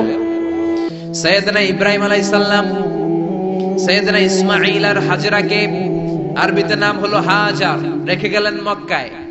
উনার বিবি হাজরা ইন্তেকাল করলো, ছোট্ট দুধের শিশু, উনার পায়ের ধাক্কায় জামজামের পানি বের হলো, বড় হতে লাগলেন। শৈশব পেরিয়ে কৈশোর, কৈশোর পেরিয়ে যৌবন, তাগড়া যুবক। তখন জুরহুম নামক একটা কওমের একটা মেয়েকে তিনি বিয়ে করলেন। বিয়ে করে সুখের সংসার শুরু করলেন আল্লাহর আদেশে। অনেক পরে সাইয়েদনা ইব্রাহিম তার কলিজার টুকরা ইসমাইলের বাড়িতে বেড়াতে গেল। কার বাড়িতে? কে গেল বেড়াতে? সাইয়েদনা ইব্রাহিম বেড়াতে গেলেন। যাওয়ার পরে দেখে সাইয়েদনা ইসমাইল ঘরে নাই। দরজার বাইরে থেকে সালাম দিলেন, আসসালামু আলাইকুম। এটা কিন্তু প্রামাণ্য বর্ণনা দিচ্ছি আমি বুখারী থেকে, বুখারীর বর্ণনা, এটা গল্প না। দরজার বাইরে থেকে সালাম দিলেন, আসসালামু আলাইকুম। ভেতর থেকে কর্কশ গলায়, ঝাঁঝালো কণ্ঠে, কণ্ঠের মধ্যে কোনো মায়া নাই, দয়া নাই, এরকম একটা কণ্ঠের মেয়ে উত্তর করে বলল, ওয়া আলাইকুমুস সালাম। সাইয়েদনা ইব্রাহিম জিজ্ঞেস করলো, কাইফা হালুকি ইয়া উম্মি, ও মা তুমি কেমন আছো? মেয়ে কয়, বেশি ভালো না। সংসার কেমন চলে? সুবিধার না। খাওয়া দাওয়া ঠিক মতো হয়নি না, কিচ্ছু হয় না। আমনে কেডা?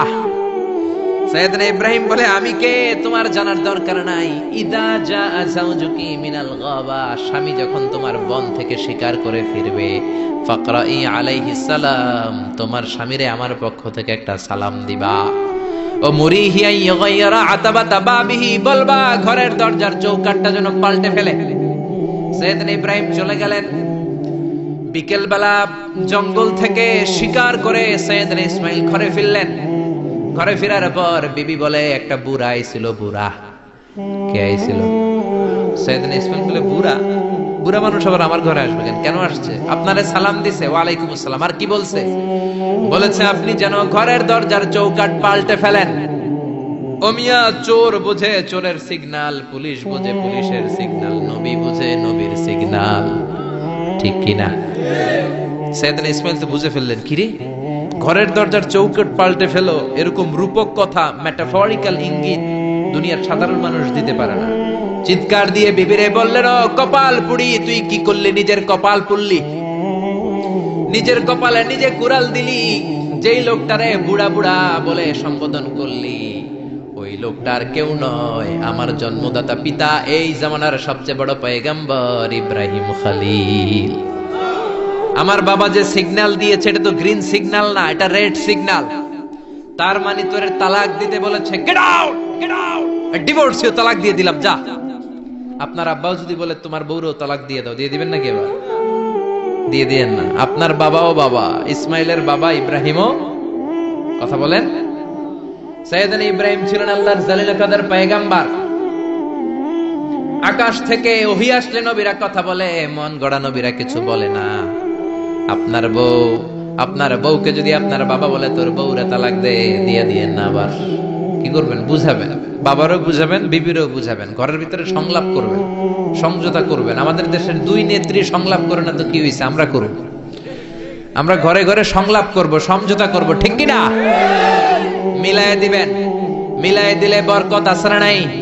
কেউ ঝগড়া লাগলে মিলাবেন, মারামারি লাগলে মিলাবেন, কেউ যদি আরেকজনরে মারতে যায় অন্তত হয় মিলায়ে দিবেন। যারা মিলায়ে দেয় তাদের মর্যাদা বাড়ায় দেয় কে? কিন্তু সমাজের কিছু দুষ্ট চরিত্রের লোক আছে, দুইজন যদি মারামারি লাগে আরো লাগায়া দেয়, আছে না নাই? আগুন লাগলে আপনারা কি ঢালেন? অনেকে তেল ঢালে, আছে না নাই? এখন আগুন লাগলে কি তেল ঢালবেন না পানি ঢালবেন? মিলায়ে দিবেন, বউরাও বুঝাবেন, বাবারাও বুঝাবেন, দুইজনরে বুঝায় আস্তে ধীরে আগাবেন। তালাক তো অনেক পরের কথা। ইসলামের দেয়া অনুশাসন যদি আমরা মেনে চলি, কোনোভাবেই তালাক হবে না। স্বামীকে আল্লাহ কিছু দায় দায়িত্ব দিয়েছেন, স্ত্রীকে আল্লাহ কিছু দায় দায়িত্ব দিয়েছেন। এই দুইটা দায়িত্ব যে কত গুরু দায়িত্ব, গোটা বিশ্বব্যাপী এই দায়িত্বের মধ্য দিয়ে বিশ্বটা চলে। পৃথিবীর প্রথম স্বামী ছিলেন সাইয়েদনা আদম, পৃথিবীর প্রথম বউ ছিল হাওয়া। সেখান থেকে স্বামী স্ত্রীর এই জীবন আছে না নাই? স্বামী আর স্ত্রী বানায় যেজন মিস্ত্রি, সে বড় আজব কারিগর, ঠিক কি না? স্বামী আর স্ত্রী বানায় যেজন মিস্ত্রি, সে বড় জটিল কারিগর। এজন্য এই সম্পর্কটা বড় ভয়ঙ্কর সম্পর্ক, এটাকে মিলিয়ে রাখতে হবে। তালাকের সিস্টেম হচ্ছে, প্রথমে আপনি ফাইযুহুন্না, কোরআন বলে আপনি প্রথমে স্ত্রীকে ওয়াজ করবেন। ঝগড়া হলে কি করবেন? ঘরে ওয়াজ নাই, আছে মারামারি আর গিলাগিলি। ওয়াজ করবেন, ওয়াজেও কাজ হচ্ছে না, বুঝানোর চেষ্টা করবেন, বুঝে না। এরপর আল্লাহ বললেন ওয়াহজুরুহুন্না ফিল মাদাজি', বিছানা আলাদা করে দাও, তুমি এক রুমে ঘুমাবা, তোমার বিবিরে দিবা আরেক রুম। কিছুদিন বিচ্ছেদ চললে ওই বিবির অন্তরে ভালোবাসা তৈরি করে দিবে কে? সুবহানাল্লাহ পড়েন। এখন ওয়াজ করলেন, বুঝাইলেন, বুঝে না। বিছানা আলাদা করলেন, তাও শোনে না। এবার ওয়াদ্রিবুহুন্না, কোরআন বলল বউরে শাসন করো। অনেকে বলে বউরে পিটাও, না, পিটানোর কথা বলে নাই। ওয়াদ্রিবুহুন্না মানে তাদেরকে শাসাও, শাসন করো। মুফাসসিররা এটার তাফসীর করতে যে হয়রান হয়েছে যে কি দিয়ে পিটাবে। কোন মুফাসসির কয় খেজুরের ছোট্ট ডালা দিয়ে এরকম বাড়ি মারবে, আর বলবে ভালো কথা কই হনুস না কেন। অনেকে বলবে, অনেক মুফাসসির বলেছে মেসওয়াক দিয়ে বাড়ি মারবে। তোমার এত বোঝাই, বুঝো না কেন? দুইটা ছেলে মেয়ে হয়েছে আমাদের, এত সুন্দর সংসার, হানিমুন করেছিলাম কক্সবাজারে, স্মৃতিগুলো কি তোমার মনে পড়ে না? তুমি আমার কৈতরি, তুমি আমার টুনটুনি, তুমি আমার সোনামণি, এগুলো কয়ে বুঝাবেন, এরপরও মানে না। অনেক মুফাসসির কইছে বালিশ দিয়া পিটাইবেন, কোল বালিশ দিয়া, যাতে হাত পা না ভাঙে। ওয়াদ্রিবুহুন্না, অনেক ডাকাইতেছে লাঠি দিয়া পিটায়, আছে না নাই? ইসলাম বলে না না, বনিবনা না হলে প্রথম স্টেপ ওয়াজ করো, বুঝাও। 2 নম্বরে বিছানা আলাদা করে দাও, তারপরেও মানে না। 3 নম্বরে ওয়াদ্রিবুহুন্না মানে শাসন করো, যার যেরকম দরকার ওইরকম শাসন করবেন, তাতেও হয় না। তারপরে ফাবাআসু হাকামাম মিন আহলিহি হাকামাম মিন আহলিহা, এই 3টা স্টেপেও কাজ হয় না। আপনার মুরব্বিদের ডাকবেন, সালিস, মেয়ের পক্ষের মুরব্বিদের ডাকবেন, 2 পক্ষের বেআইনরা মিলে মিলছিল করে দেওয়ার চেষ্টা করবে, তাতেও কাজ হয় না। 4টা স্টেপ শেষ, 5ম স্টেপ হলো তালাক। আর আমরা দইরেই কই 3 তালাক, আছে না নাই? ওমরে ফারুকের জামানায় এক লোক তার বউরে দিছে 100 তালাক, রাগের চোটে। এরকম ডাকাইত আমাদের দেশে আছে না নাই? এখন বিবি এসে বলে, ও ওমরে ফারুক, 100 তালাক দিয়েছে আমার স্বামী, কি করব? সাইয়েদনা ওমরে ফারুক বলে, তোর ডাকাইত স্বামীটা কোথায়? কয় এই জায়গায়। কিরে কয় তালাক দিছিস? কয় 100টা। দিবি 3টা, 100টা দিলি কেন? কয় রাগের মাথায় দিছে। কয় দাঁড়া, তোর বিচার করতেছে। 3 তালাকে তোর বউ তালাক, বাকি 97 তালাক তোর পিঠে পড়বে। সুবহানাল্লাহ কইতে মন চায় না? এজন্য এই হচ্ছে তালাকের সিস্টেম। কতগুলো স্টেপ আপনি পার হলেন, তারপরেও আপনি একসাথে 3 তালাক দিবেন না। ইসলামের তালাককে 2 ভাগে ভাগ করা হয়েছে, একটা আত-তালাক আস-সুন্নি আর একটা তালাক আল-বিদআই। তালাক আস-সুন্নি মানে সুন্নতি তালাক, আর তালাক আল-বিদআই মানে বেদাতি তালাক। বেদাতি তালাক হচ্ছে রাগের মাথায় 3 তালাক, 14 তালাক, 22 তালাক। কিন্তু তালাক সুন্নি, সুন্নাত সম্মত তালাক হচ্ছে আপনার বিবি যখন পবিত্র, মানে যখন পিরিয়ড হচ্ছে না, ওরকম একটা পবিত্র সময় তারে আপনি তালাক দিবেন। 1 মাসের সময় আছে, একটা তালাক দিবেন, 1 মাসের ডিউরেশন, এর মধ্যে বিবির আবার নিয়ে আসতে পারবেন, কোনো সমস্যা নাই। সুবহানাল্লাহ পড়েন। 1 মাস পরেও মানে না, এরপরে দিবেন 2য় মাসের 2য় তালাক, তার মানে আরো 1 মাস, মোট কয় মাস? 2 মাস পরেও মিলমিশ হয় না, তারপরে 3য় মাসে তালাক দিলেন। এই 3 তালাক দেওয়ার পরে বিবি আবাদুল আবাদ আপনার জন্য হারাম হয়ে গেল। কত সুন্দর স্টেপ মেইনটেইন করে কত দূরে তালাক, আর আমরা দইরেই কই তালাক। এজন্য খবরদার। সাইয়েদনা ইসমাইল বললেন, কপাল পুড়লি তুই, যারে বুড়া বলে গালি দিলি আসলে বুড়া নয়, এই লোকটাই আমার বাবা ইব্রাহিম খলিল। আমার বাবা বলেছে তোরে তালাক দিতে, গেট আউট, গেট আউট, তালাক দিয়ে দিলাম তোরে, যা ভাগ। বউ শেষ, নতুন বিয়ে করলো, নতুন সুখের সংসার। 3 বছর পর সাইয়েদনা ইব্রাহিম আবার ছেলের বাড়িতে বেড়াতে আসলেন। আজকেও সাইয়েদনা ইসমাইল ঘরে নাই। সাইয়েদনা ইব্রাহিম আজকে সালাম দিলেন, আসসালামু আলাইকুম। সাইয়েদনা ইব্রাহিম সালাম দিলেন। আজকে ঘরের ভেতর থেকে জাদুমাখা কণ্ঠে, মধুমাখা কণ্ঠে, সুরেলা কণ্ঠে একটা মেয়ে বলল, ওয়া আলাইকুমুস সালাম। সাইয়েদনা ইব্রাহিম বললেন, কাইফা হালুকি ইয়া উম্মি, মা কেমন আছো? মেয়েটা বলে, আলহামদুলিল্লাহ আলা কুল্লি হাল, সব সময় আলহামদুলিল্লাহ। সব সময় কি? তোমাদের জীবন যাপন কেমন চলে? খুব ভালো চলে। তোমার স্বামী কই? বনে গিয়েছে। এবার মেয়েটা বলে, আপনি কে? সাইয়েদনা ইব্রাহিম বলে, আমার পরিচয় দেব না। মেয়েটা বলে, আপনার পরিচয় না দিল আপনার সাথে কথা বলবো না। আমরা স্বামী স্ত্রী 2 জন থাকি মরুভূমির মাঝখানে, আমাদের খোঁজ খবর নেওয়ার কেউ নাই। আপনি কে এরকম দিল দরিয়ার একজন মুরব্বী আমাদের খোঁজ নিতে আসলেন? আপনার পরিচয়টা আপনি বলেন। সাইয়েদনা ইব্রাহিম তার পরিচয় দেয় না। মেয়ে বলে, পরিচয় না দিলে আমি কথাও কই না। বাধ্য হয়ে ঘরের ভিতরে ঢুকলেন। জোর করে মেয়েটা সাইয়েদনা ইব্রাহিমকে ঘরে ঢুকালেন। রুটি বানিয়ে খাওয়ালেন, গোশত খাওয়ালেন, খেজুর খাওয়ালেন, শরবত খাওয়ালেন। ও মিয়া, আগেরটাও মাইয়া, এইটাও পার্থক্য আছে না নাই? মেয়েটা বলে, আমার জন্য দোয়া করেন। সাইয়েদনা ইব্রাহিম চোখের পানি ছেড়ে দোয়া করে দিলেন, মেয়েটার মাথায় হাত বুলিয়ে দিলেন, আর বললেন, ইদা জাআ যাওজুকি মিনাল গাবা, তোমার স্বামী যখন বন থেকে আসবে, ফাকরাই আলাইহিস সালাম, তোমার স্বামীর আমার পক্ষ থেকে সালাম দিবা। ওয়া মুরিহি আইয়ুসবিতা আতাবাতা বাবিহি, আর বলবা আমি বলছি ঘরের দরজার নতুন চৌকাঠ যেন জীবনেও না পাল্টায়। ঘরের দরজার এই নতুন চৌকাঠটা যেন কোনোদিন। সাইয়েদনা ইসমাইল ফিরে আসলেন। আসার পরে বিবি বলে, একজন মুরব্বী এসেছিল, নুরানি চেহারার একজন মুরব্বী। মুরব্বী শুই না, সাইয়েদনা ইসমাইল তো ভয় পেয়ে গেছেন, লাফ দিয়ে উঠছে, কি মুরব্বী, কেমন আচরণ করেছিলি বল? কারণ আগের একটা তিক্ত অভিজ্ঞতা আছে না নাই? ভাবছে আজকেও কোনো গন্ডগোল হইল নাকি। বিবি বলে, না, আপনি রাখবেন না, আপনি চিন্তিত হবেন না, আমি অনেক আপ্যায়ন করেছি, অনেক সাদর সম্ভাষণ দিয়েছি। উনিও আমার মাথায় হাত বুলিয়ে চোখের পানি ছেড়ে ছেড়ে আমার জন্য দোয়া করেছে, আর আপনারে সালাম বলেছে, আর আপনাকে বলতে বলেছে ঘরের দরজার নতুন চৌকাঠটা যেন জীবনেও কোনোদিন না পাল্টা। সাইয়েদনা ইসমাইল আল্লাহু আকবার বলে চিৎকার করে উঠলেন। বিবিকে বুকে জড়িয়ে ধরলেন, বললেন, ও বিবি, তুই তো গোল্ডেন এ প্লাস। তুই কি? তুই তো গোল্ডেন এ প্লাস, তুই তো 100তে 100 পাইলি। তোর কপালটা নুরানি হয়ে গেল, উজালা হয়ে গেল। যেই বয়স্ক লোকটা এসে এই কথাটা বলেছে, বয়স্ক লোকটা আর কেউ না, তোর শ্বশুর, আমার বাবা ইব্রাহিম খলিল। আর যেই কথা বলেছে, এই কথাটার মানে হলো তোরে যেন আমি তালাক না দেই, তোর হাতটা যে আমি ধরলাম, এই হাত ধরেই যেন তোরে নিয়ে জান্নাতে ঢুকে যায়। আল্লাহু আকবার। এজন্য বাবার দোয়া, মায়ের দোয়া যার জীবনের মধ্যে আছে, তার জীবনে কোনো ভয় আছে নাকি? জোরে বলেন, কোনো ভয় আছে? এজন্য দোয়া নিবেন বাবার কাছ থেকে, মায়ের কাছ থেকে। সাইয়েদনা মুসা আলাইহিস সালাম আল্লাহরে বললেন, আল্লাহ, মাইয়াকুনু জালিসি ইয়াউমাল কিয়ামা, কিয়ামতের দিন বিচারের শেষে বনি ইসরাইলের আমি বড় পয়গম্বর মুসা যখন জান্নাতে যাব, কে আমার সাথে জান্নাতি হবে? আল্লাহ বললেন, সাহিবুকা ফিল জান্নাতি জাজ্জার, তোমার সাথে জান্নাতে ঢুকবে বনি ইসরাইলের একজন কসাই। কে? কসাই। সুবহানাল্লাহ কইবেন না? একজন কসাই যাবে। মুসা আলাইহিস সালাম বললেন, কি রে, আমি এত বড় নবী, কোন নবী যাবে না আমার সাথে, কোন ওলি যাবে না, কোন হাফেজে কোরআন যাবে না, কোন আলেম যাবে না, কসাই যাবে কেন? আল্লাহ বললেন, দেখে আসো কেন যাবে কসাই।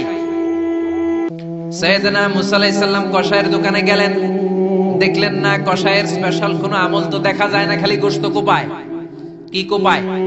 সারাদিন গোশত বিক্রির পরে বিকেল বেলা সবচেয়ে চমৎকার গোশতের একটা টুকরা নিয়ে কসাই দোকান বন্ধ করে বাড়িতে যায়। সাইয়েদনা মুসা আলাইহিস সালাম ছদ্মবেশে কসাইয়ের পেছনে পেছনে যায়। কসাই ঘরে ঢুকার পরে সাইয়েদনা মুসা আলাইহিস সালাম ঘরে নক করা শুরু করলেন। কসাই দরজা খুলে দেওয়ার পর সাইয়েদনা মুসা আলাইহিস সালাম পরিচয় গোপন করে বলে, আমি একজন মুসাফির, আজকে রাতে আপনার ঘরে থাকতে চাই। কসাই বলে, আহলান সাহলান মারহাবান তাইয়িবা, আসেন থাকেন, কোনো সমস্যা নাই, পাশের ঘরে বসেন, ওই ঘরে আমার একটু কাজ আছে। পাশের ঘরে যে মাচা থেকে একটা বৃদ্ধা মহিলাকে নামিয়ে নিজ হাতে গোসল করিয়ে গোশত কেটে রান্না করে রুটি দিয়ে মহিলাটারে খাওয়ানোর পর মহিলাটা হাতের মধ্যে আঁচলটা টেনে চোখের পানি ছেড়ে বিড়বিড় করে কি যেন দোয়া করে। সাইয়েদনা মুসা আলাইহিস সালাম শুনতে পেলেন না। ওই মহিলাকে খাওয়ানোর পরে প্লেটের মধ্যে গোশত আর রুটি নিয়ে কসাই যেয়ে বলে, ও ভাই মুসাফির, এই নেন খাবার, রাতের খাবার খেয়ে আপনি ঘুমিয়ে যান, সকালে আপনি যাবেন আপনার পথে, আমি যাব আমার দোকানে। সাইয়েদনা মুসা আলাইহিস সালাম বলে, রাতের খাবার পরে খাবো, আগে বলো ওই মাচার মধ্যে বৃদ্ধা মহিলাটাকে। কসাই বলে, এই মহিলাটা ছাড়া এই পৃথিবীতে আমার কেউ নাই, আমি ছাড়া এই মহিলাটারও আর কেউ নাই। এই মহিলাটা ওই মহিলা যে আমারে 10 মাস পেটে ধরেছে। আল্লাহু আকবার। এই মহিলাটা আমার জনম দুঃখিনী মা, মা ছাড়া আমার কেউ নাই, আমিও ছাড়া আমার মায়ের কেউ নাই। প্রতিদিন আমি আমার মারে গোসল করাই, নিজ হাতে টাওয়াল দিয়ে গা মুছে দেই, তেল মালিশ করে দেই, গোশত রান্না করে রুটি দিয়ে খাওয়াই, আর আমার মা আমার জন্য দোয়া করে। সাইয়েদনা মুসা আলাইহিস সালাম বললেন, বিড়বিড় করে তোমার মা 2 হাত তুলে কি দোয়া করেছে আমারে বলো, আমি তো বুঝলাম না। কসাই বলে, আমার মা প্রতিদিন খাওয়ার পরে খুশি হয়ে যায়, প্রতিদিন খেয়ে দে খুশি হয়ে চোখের পানি ছেড়ে আমার জন্য দোয়া করতে শুরু করে। একটা পাগলা দোয়া, বিগত 20 বছর যাবত আমার আম্মা এই দোয়াটা করে। আমি জানি এই দোয়া কোনোদিনই আল্লাহর কাছে কবুল হবে না। সাইয়েদনা মুসা আলাইহিস সালাম বললেন, ও ভাই বলোই না কি দোয়া করে, আমারে বলো বলো। কসাই বলে, আমার মা বলে, আল্লাহুম্মা জাআল ইবনি জালিসা মুসা ইয়াউমাল কিয়ামাহ।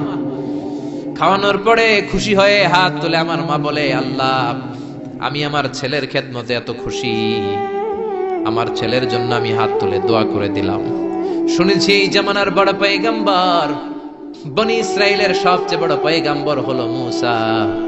আমার ছেলে কিয়ামতের দিন বিচার শেষে মুসা যখন জান্নাতে যাবে, আমার ছেলেরও মুসা নবীর সাথে তুমি জান্নাতে ঢুকাইয়া দিও। মুসা নবী যখন জান্নাতি হবে, আমার ছেলেরও ঢুকায় দিবা। দোয়া করতে দেরি, কবুল হতে। মুসা আলাইহিস সালাম বললেন, ঘটনা তো এইখানে, কানেকশনটা তো এই জায়গায়। এই কসাই তো এমনি এমনি আমার সাথী হবে না, এটা মায়ের দোয়ার বরকত। চিল্লা এখন ঠিক কিনা?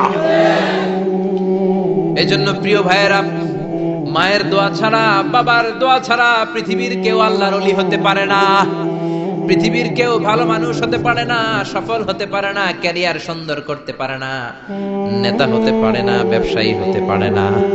জীবনে যারাই সফল, তাদের সফলতার পেছনে মা বাবার দোয়া ছাড়া নাই। বিশ্বনবী মা বাবার আদর পান নাই, জন্মের আগে বাবারে হারালেন। 6 বছর বয়সে মারে হারালেন। মা বাবা ছাড়া ইয়তীম হয়ে বিশ্বনবী বড় হলেন। প্রথমে দাদার কাছে, তারপরে চাচার কাছে ইয়তীম নবী বড় হতে লাগলেন।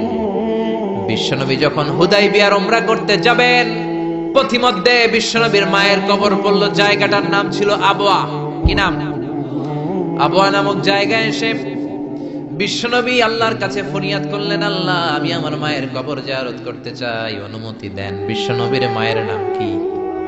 তোরা দেখে যা আমিনা মায়ের কোলে, মধু পূর্ণিমারি শেথা চাঁদ দোলে, যেন উষার কোলে রাঙা রবি দোলে। তোরা দেখে যা আমিনা মায়ের কোলে, কুল মখলুকে আজি ধ্বনি উঠে কে লই, কালেমা শাহাদাতের বাণী ঠোঁটে কে লই, পড়ে দুরুদ ফেরেশতা বেহেশতের দুয়ারে খোলে। তোরা দেখে যা আমিনা মায়ের কোলে, তোরা দেখে যা আমিনা মায়ের কোলে। চিল্লায় পড়েন আল্লাহু আকবার। বিশ্বনবী মায়ের কবরের সামনে যখন দাঁড়ালেন, 1400 সাহাবাকে নিয়ে প্রত্যেকের গায়ে একটা ইজার, একটা রিদা উমরা করবেন।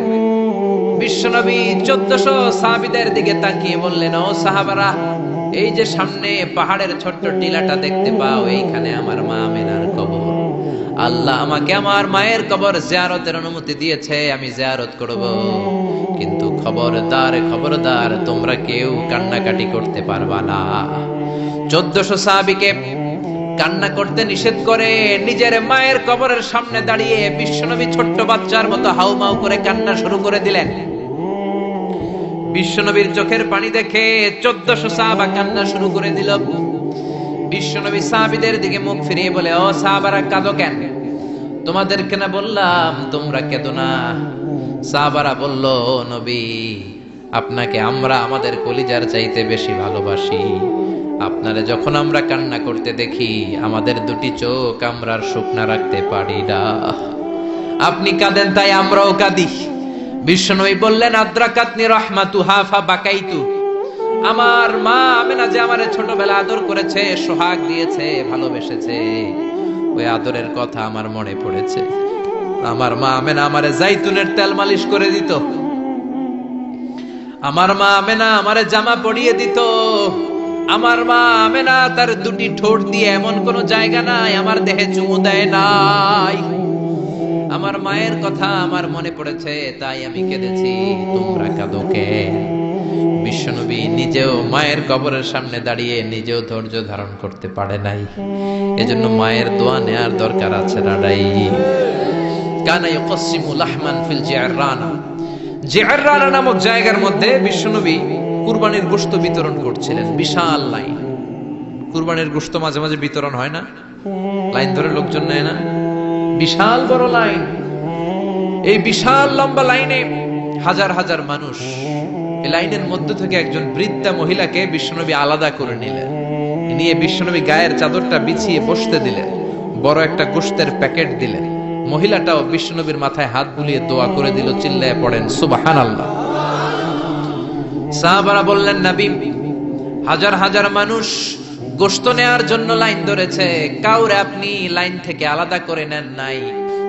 নিজের চাদরের উপর জীবনে কাউরে বসতে দিতে দেখি নাই। কে এই মহিলা? বিশ্বনবী বললেন, জন্মের আগে আমি বাবা হারিয়েছি। মাত্র 6 বছর বয়সে আমার মা আমেনাকেও হারিয়েছি। মায়ের দুধ আমি খেতে পারি নাই। যেই মহিলাটাকে চাদরের উপর বসতে দিলাম, এটা হলো এই বনি সাদ গোত্রের হালিমা, যার বুকের দুধ খেয়ে আমি বড় হয়েছি।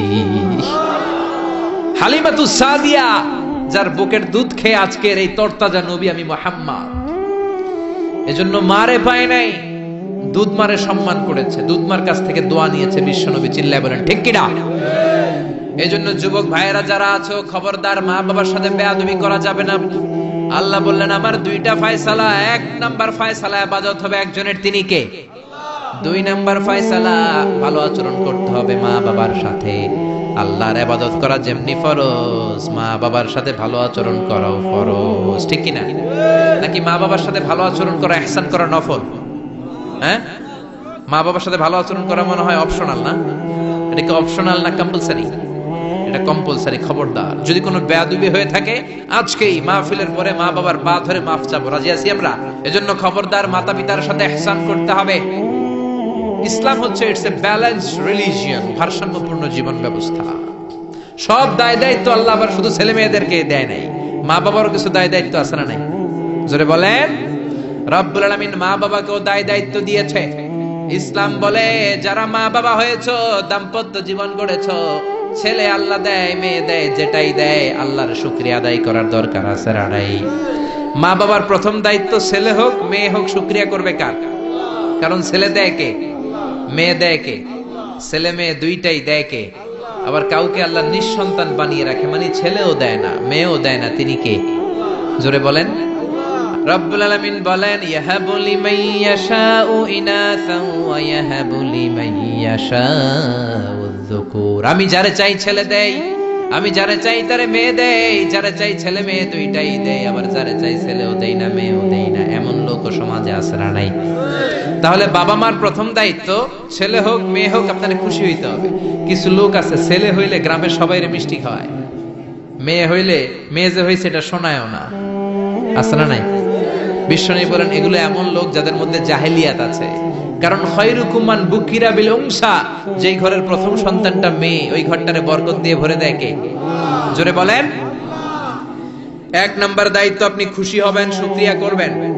দুই নাম্বার দায়িত্ব, ছেলে হোক কিংবা মেয়ে হোক, হওয়ার সাথে সাথে এই কানের সামনে যে আজান দিবেন, কি দিবেন? আল্লাহু আকবার, আল্লাহু আকবার, আল্লাহু আকবার, আল্লাহু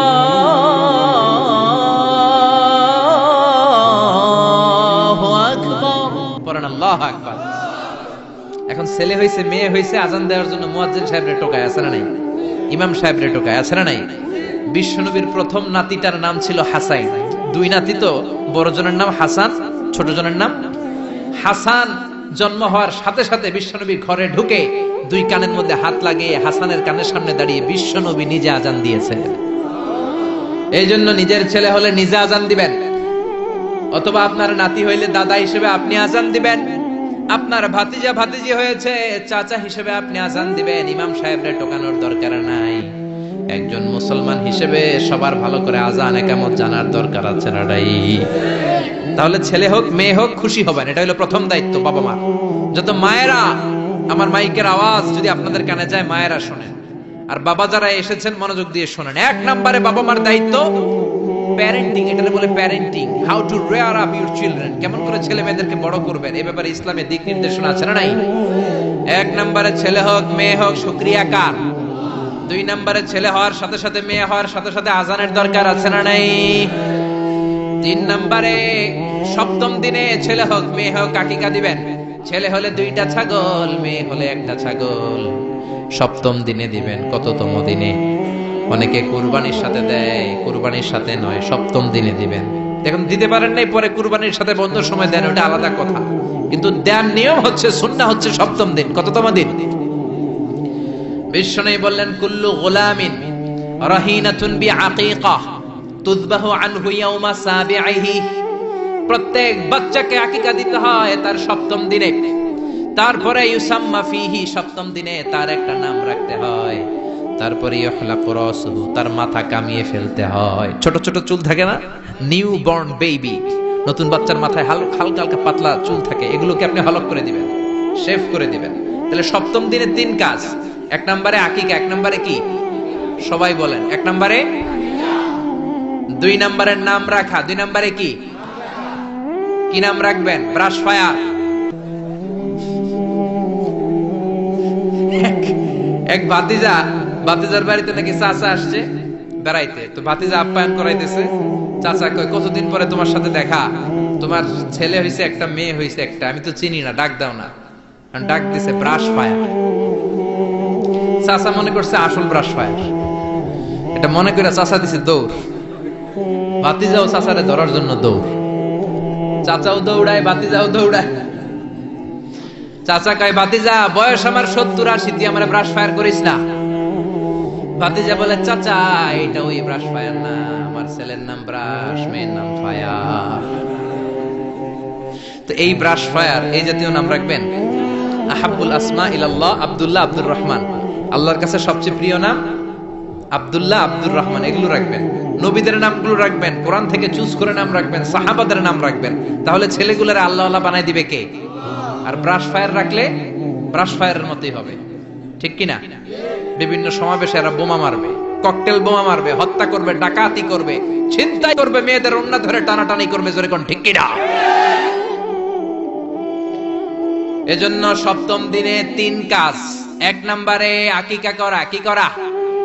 2 নম্বরে নাম রাখা, কি রাখা? 3 নম্বরে মাথার চুল ফেলে দেয়া, কি করা? তারপরে ইসলাম বলে 2 বছর ছেলে হোক মেয়ে হোক দুধ খাওয়ানোর ব্যবস্থা করবা। কোরআনের মধ্যে এই আদেশ আছে না নাই? ওয়াল ওয়ালিদাতু ইউরদি'না আওলাদাহুন্না হাওলাইনি কামিলাইনি লিমান আরাদা আন ইউতিম্মার রাদাআ। ছেলে হোক মেয়ে হোক 2 বছর দুধ খাওয়াবা। অনেক মা আছে দুধ খাওয়ায় না, ফিডার খাওয়ায়, বডি ফিটনেস নষ্ট হয়ে যাবে। এরকম মা আছে না নাই? দুধ খাওয়াতে চায় না, ফিডার খাওয়ায়, ল্যাকটোজেন খাওয়ায়, সিরিয়ালাক খাওয়ায়, ডানু খাওয়ায়। ডানু কি খাওয়ায়? তো এই জন্যই তো বলায় তোমার বৃদ্ধাশ্রমে দিয়ে আসে। ওই যে দুধ খাওয়ায় না, যে তুমি ছোটবেলায় কষ্ট তো সহ্য করেন না, আপনার বৃদ্ধাশ্রমে দিবে না তো কোথায় দিবে? মায়ের যে শাল দুধটা, বাচ্চা জন্ম নেওয়ার পরে যে শাল দুধটা আসে, এটার মধ্যে যে কত ধরনের পুষ্টিগুণ আছে, ফুল অফ নিউট্রিশন, খুব উন্নত মানের রিচ নিউট্রিশন দিয়ে আল্লাহ এটাকে তৈরি করেছে। আপনার বিভিন্ন ধরনের রোগের প্রতিষেধক ভ্যাকসিন আল্লাহ এটার ভিতরে ঢুকিয়ে দিয়েছে। এটা যে খায় না, তার মেধা শক্তি খুব দুর্বল, তার কোনো মেধাই নাই, মনে রাখতে পারে না কিছু, সব ভুলে যায়। আমি আমার মায়ের দুধ খাইছি মাত্র 2.5 মাস, এজন্য আমি কিচ্ছু মনে রাখতে পারি না, সব ভুলে যাই। বাস্তব কথা। আপনি মায়ের দুধ যদি কেউ 2 বছর খায়, টানা 2 বছর খেতে পারলে তার মেধা হবে প্রচন্ড মেধা। এই ছেলে ইনফেরিয়রিটি কমপ্লেক্সে ভুগবে না, ইনসেফটিতে ভুগবে না। অনেক মায়েরা অসুস্থ হয়ে যায়, এজন্য খাওয়াতে পারে না, সেটা ভিন্ন ব্যাপার। আমিও খেতে পারিনি অসুস্থ হওয়ার কারণে, কিন্তু ছেলে অসুস্থ, মেয়ে অসুস্থ, মা অসুস্থ, 2 বছর আপনি দুধ খাওয়াবেন, ঠিক কিনা? যদি দুধ না খাওয়ান তাহলে ছেলে মেয়ের হক নষ্ট করলেন। অনেক মা খাওয়াতে চায় না, আছে না নাই? জোরে বলেন আছে না নাই? কিন্তু অসুস্থতার কারণে যদি কেউ না খাওয়ায় সেটা ভিন্ন ব্যাপার। এজন্য প্রথম দায়িত্ব হলো শুকরিয়া করবেন আল্লাহর, ছেলে হোক মেয়ে হোক। এরপরে জন্ম নিলে আযান দিবেন, জন্মের 7ম দিনে আকিকা দিবেন, সুন্দর একটা নাম রাখবেন, মাথার চুল ফেলে দিবেন, তারপর 2 বছর দুধ খাওয়াবেন। এরপর ছেলে যখন আব্বু আব্বু বলে, আম্মু আম্মু বলে, হাঁটতে শিখে একটু বড় হয়েছে, সবার আগে ছেলেরে শিখাবেন কোরআন। কি শিখাবেন? সবার আগে কোরআন, পরে অন্য জ্ঞান। Teach your children the holy Quran. The holy Quran will teach your children everything. আপনি আপনার ছেলেরে কোরআন শিখান, কোরআন আপনার ছেলেরে গোটা বিশ্বটা শিখাই দিবে। সুবহানাল্লাহ কইতে মন চায় না? এজন্য একটু বড় হলেই ছেলে মেয়েরে কি শিখাবেন? আপনি ছেলে মেয়েরে সব কিছু শিখাইলেন, কোরআনটাই শিখান নাই, তার মানে আপনি কিছুই শিখান নাই, ঠিক কি না? এরপরে ছেলে মেয়েদেরকে সময় দিবেন, তাদেরকে নিয়ে ঘুরতে যাবেন, ভালোবাসবেন। বিশ্বনবী হাসান আর হুসাইনকে আদর করতে লাগলেন।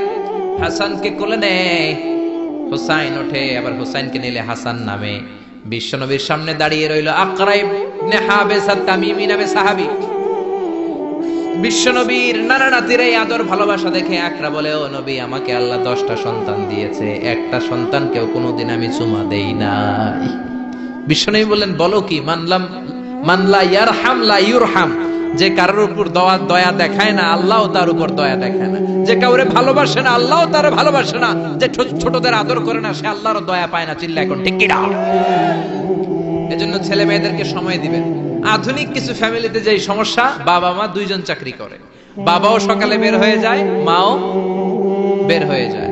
যখন বের হয় তখন ছেলে মেয়ে ঘুমায়, আবার রাতে যখন ফিরে তখনও ঘুমায়। শুক্রবার ছাড়া ছেলে আর বাবার সাথে দেখাই হয় না। তো ছেলে মেয়ে মানুষ হয় কাজের মেয়ের কাছে। কার কাছে? কাজের মেয়ের কাছে। যদি আপনার ছেলে মেয়ে মানুষ হয়, এই ছেলে মেয়েগুলো কাজের মেয়ের চরিত্র নিয়ে বড় হবে, কাজের মেয়ের আচরণ নিয়েই বড় হবে। আপনার আচরণ, আপনার মধ্যে যে ভাব গাম্ভীর্য, ভদ্রতা, সুন্দর কথা বলার স্টাইল, এগুলো আপনার ছেলে মেয়েরা শিখবে না। চিৎকার করে বলেন ঠিক কি না? এরপর ইসলাম বলে, ছেলের বয়স যখন 7 হয়, ছেলে মেয়ে যখন 7 বছরে পৌঁছে, নামাজের আদেশ দেওয়ার দরকার আছে না নাই? মুরু সিবিয়ানাকুম বিসসালাতি ওয়া হুম 7 সিনিন। ছেলে মেয়ের বয়স যখন 7, নামাজের আদেশ দাও। যখন 10, ধমকায় হলেও, শাসন করে হলেও নামাজে নিবা। অনেকে আদরের ছেলে ফজরের সময় ডাকতে পারে না। হুজুর, অনেক আদরের ছেলে তো ফজরের সময় ডাকি না, ঘুমায় আছে, ছেলেটার ঘুম ভাঙবে। আমার ছেলে 10টায় ওঠে, 11টায় ওঠে, আদরের ছেলে। তো সকালবেলা যদি ঘরে আগুন লাগে তখন কি করবেন? ঘরে যদি ভূমিকম্প হয় কি করবেন? তখন ডাকবেন না? তো দুনিয়ার আগুন থেকে বাঁচানোর জন্য যদি ছেলেরা ডাকেন, জাহান্নামের আগুন থেকে বাঁচানোর জন্য আপনার কলিজার টুকরাটারে নামাজের জন্য ডাকার দরকার আছে না নাই? এরপরে বিশ্বনবী বললেন, ইযা বালাগাল আওলাদু 10 সিনিন ফাররিকু বাইনাহুম ফিল মাদাজি'। জরুরি মাসালা জেনে নেন, কান দুইটা খরগোশের মতো খাড়া করেন। বিশ্বনবী বললেন, ছেলে কিংবা মেয়ে বয়স যখন 10 হয়, বিছানা আলাদা করে দাও। ছেলে মেয়ের বয়স 10 হয়ে গেলে বাবা মেয়ের সাথে এক খাটে ঘুমাতে পারবে না। ছেলে মেয়েদের বয়স যখন 10 হয়ে যায়, মেয়ে বাবার সাথে ঘুমাতে পারবে না, ছেলের সাথে মা ঘুমাবে না, ভাই আর বোন এক বিছানায় শোবে না, ঠিক কি না? দুই ভাই, এদের বিছানাও যদি আলাদা করে দেয়া যায় সেটাও ভালো। এগুলো আমরা অনেক ফ্যামিলিতে মেনটেন করি না, এজন্য ঝামেলা আছে না নাই? আবার বিশ্বনবী বললেন আল্লিমু আওলাদাকুম আস-সিবাহা ওয়ার রিমায়া ওয়ার রুকুবাল খাইল, ছেলে মেয়েদেরকে সাঁতার শিখাও, তীর মারা শিখাও, ঘোড়ায় চলা শিখাও। সাঁতার শিখাতে বলেছে বিশ্বনবী, সুবহানাল্লাহ। ছেলেরে হাঁটা শিখায় বাবা, আব্বু হাঁটো হাঁটো হাঁটো, তুমি হাঁটো, তুমি আমার আব্বু হাঁটো। তো জমিনে হাঁটা শিখাইলেন, পোলা যদি পানিতে পড়ে তখন হাঁটাহাঁটি যাইব কই? পানিতে হাঁটা যায়? পানিতে কি করতে হয়? সাঁতার। তো এটা শিখাইতে হবে না? বিশ্বনবী বললেন আল্লিমু আওলাদাকুম আস-সিবাহা, ছেলে মেয়েদেরকে সাঁতার শিখাও। দুই নম্বরে বললেন আর রিমায়া, রিমায়া মানে তীরন্দাজ বাহিনী বানাও, তীর মারো। ইমাম মাহদি আসলে জিহাদের ময়দানে শরীক হওয়ার দরকার আছে না নাই?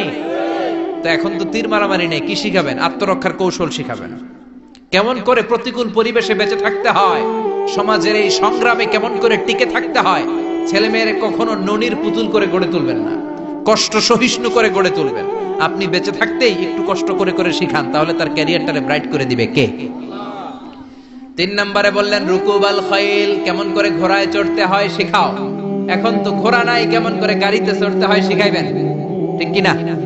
কেমন করে সাইকেল চালাতে হয় শিখাবেন, হুন্ডা চালাতে হয় শিখাবেন। ছেলে মেয়েদের যা শেখানো দরকার শিখাই দিবেন, তাহলে ফ্যামিলিতে বরকত দিবে কে? এরপরে বিশ্বনবী বললেন আর নিকাহ, ছেলে কিংবা মেয়ে প্রাপ্তবয়স্ক হলে বাবা মার দায়িত্ব বিয়ে দেয়া। কি দেয়া? কিন্তু মেয়ের বয়স হয়ে গেছে 25, ছেলের বয়স 30, বিয়ে হয় না, আছে না নাই? ছেলেরা যদি জিজ্ঞেস করি বিয়ে করস না কেন, কয় হুজুর নিজের পায়ে দাঁড়ায় লই। তাহলে এতদিন কার পায়ে দাঁড়াইছো? আপনার ছেলে আপনার মেয়ে প্রাপ্তবয়স্ক হওয়ার পরে যৌবনের সময়ে যদি কোনো পাপ করে, অন্যায় করে, সময় মতো বিয়ে না দেওয়ার কারণে, তাদের পাপের কারণে ওই পাপের পার্সেন্টেজ গুণা আপনার আমল নামাতেও আছে না নাই? জোরে বলেন, জোরে বলেন। ছেলে মেয়েগুলো এখন চরিত্রহীন আর চরিত্রহীনা হয়ে যাচ্ছে এই পর্নোগ্রাফির ছোবলে, ইউটিউব আর ইন্টারনেটের ছোবলে। ওপেন অ্যাক্সেস একটা শব্দ লিখে ক্লিক করতে দেরি, নেকেড ফিল্ম গুলো আসতে দেরি হয় না, চিল্লা এখন ঠিক কিনা? এজন্য সময় মতো বিয়ে দিয়ে দেন। উপযুক্ত মেয়ে থাকলে বিয়ের ব্যবস্থা করেন, প্রাপ্তবয়স্ক ছেলে হলে বিয়ের ব্যবস্থা করেন। সময় মতো বিয়ে করায় দিলে সমাজের অপরাধগুলো কমে যাবে, ঠিক কিনা? সর্বশেষ মাতা পিতার প্রতি যে দায়িত্ব আল্লাহ দিয়েছেন সেটা হচ্ছে আল মিরাস। কোরআনের দেয়া পদ্ধতি অনুযায়ী সম্পদ বন্টন করতে হবে। কার আইন? চিৎকার করে বলবেন, আইনটা কার? এজন্য রব্বুল আলামিন বলেন ইউসিকুমুল্লাহু ফি আওলাদিকুম লিযযাকারি মিসলু হাযযিল উনসায়াইন। আল্লাহ বললেন দুনিয়ার সব বাবাদের জন্য স্পেশাল ভাবে আমি ওয়াজ করে দিলাম, ছেলের সম্পদের যতটুকু দিবা মেয়েরে দিবা অর্ধেক। কার আইন? ছেলেরে 10 লাখ দিলে মেয়েরে কয় লাখ? ছেলেরে 20 কানি জমি দিলে মেয়েরে? বিধানটা কার? উল্টা পাল্টা করা যাবে? তাহলে ছেলে মেয়েদের জন্য যেমনি আল্লাহ ফরজ করে দিলেন ওয়াবিল ওয়ালিদাইনি ইহসানা, আল্লাহর ইবাদতের পরে মাতা পিতার খেদমত করবা, ইহসান করবা, মাতা পিতাদের উপরও এই নিয়মগুলো আবশ্যক করে দিয়েছে কে? চিল্লায় বলেন। এজন্য ছেলে মেয়েরা পালন করবে তাদের দায়িত্ব, মাতা পিতারা দায়িত্ব পালন করবে তাদের দায়িত্ব। তাহলে সমাজটাকে জান্নাতি সমাজ বানায় দিবে কে? চিল্লায় বলেন কে? আল্লাহ তাআলা আমাদের এই কোরআনের বিধানগুলো মেনে নিয়ে আমাদের সমাজটাকে জান্নাতি সমাজ বানানোর তৌফিক দান করুক। আমরা পড়ি আমিন। আর জোরে পড়েন আমিন। যতগুলো কথা বলেছি কোরআন সুন্নাহর আলোকে বলেছি, বানিয়ে বলি নাই। তারপরেও আমার মনের অজান্তে কোনো মিস ইনফরমেশন যদি আমার মুখ ফসকে বেরিয়ে যায়, সেগুলো যেন আল্লাহ তাআলা আমাদের স্মৃতিপট থেকে মুছে দেয়। আমরা পড়ি আমিন। সত্য, সুন্দর, কল্যাণকর, হকের পক্ষে যা বললাম তার সবটুকুন আল্লাহ তাআলা প্রথমে আমাকে এবং আপনাদের সবাইকে আমলের তৌফিক দান করুক। আমরা পড়ি আমিন। আপনারা সবাই ভালো থাকবেন, সুস্থ থাকবেন, কোরআনের সাথে থাকবেন। আবারও হয়তো দেখা হয়ে যাবে কোনো তাফসীরুল কোরআনের ময়দানে। সুবহানাকাল্লাহুম্মা ওয়া বিহামদিকা আশহাদু আল্লা ইলাহা ইল্লা আনতা আস্তাগফিরুকা ওয়া আতুবু ইলাইক। ইয়া রাব্বি লাকাল হামদু কামা ইয়ানবাগি লিজালালি ওয়াজহিকা ওয়া আযীমি সুলতানিক। লাকাল হামদু বিল ঈমান, লাকাল হামদু বিল ইসলাম, লাকাল হামদু বিল কুরআন। রব্বানা যালামনা আনফুসানা ওয়া ইল্লাম তাগফির লানা ওয়া তারহামনা লানাকুনান্না মিনাল খাসিরিন।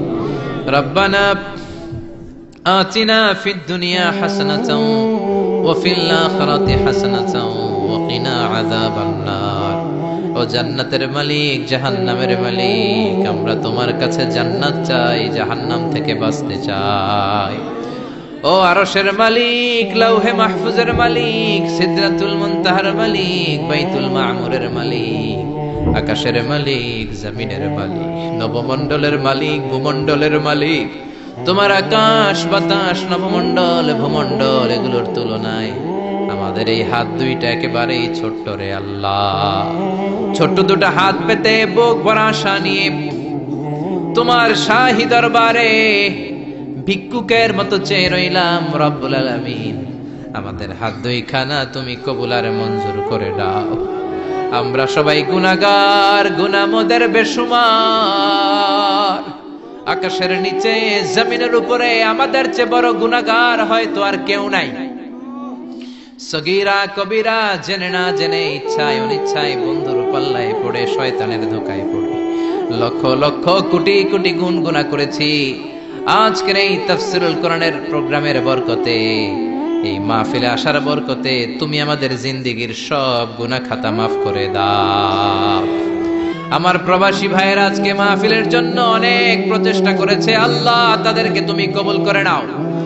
দেশের বাইরে আমার যে প্রবাসী ভাইয়েরা আছে, রব্বুল আলামিন সমস্ত বালা মুসিবত থেকে তাদের হেফাজত করো। রব্বুল আলামিন, আমার কোন ভাই কোন মাকাসেদ নিয়ে, কোন জ্বালা যন্ত্রণা নিয়ে হাত তুলেছে আমি জানি না, তোমার জানার বাকি নাই। আমার ভাইদের মনের সব নেক মাকাসেদ তুমি পূরণ করে দাও। রব্বুল আলামিন, সূরাতু বনি ইসরাইলের আলোকে তোমার দুইটা ফয়সালার কথা আমরা জানতে পারলাম। শুধুমাত্র কেবলমাত্র একমাত্র ইবাদত হবে তোমার, আর কারো ইবাদত করা যাবে না। তোমার ইবাদত করতে করতে করতে করতে যেন আমরা মৃত্যুর কোলে ঢলে পড়তে পারি, তৌফিক দাও।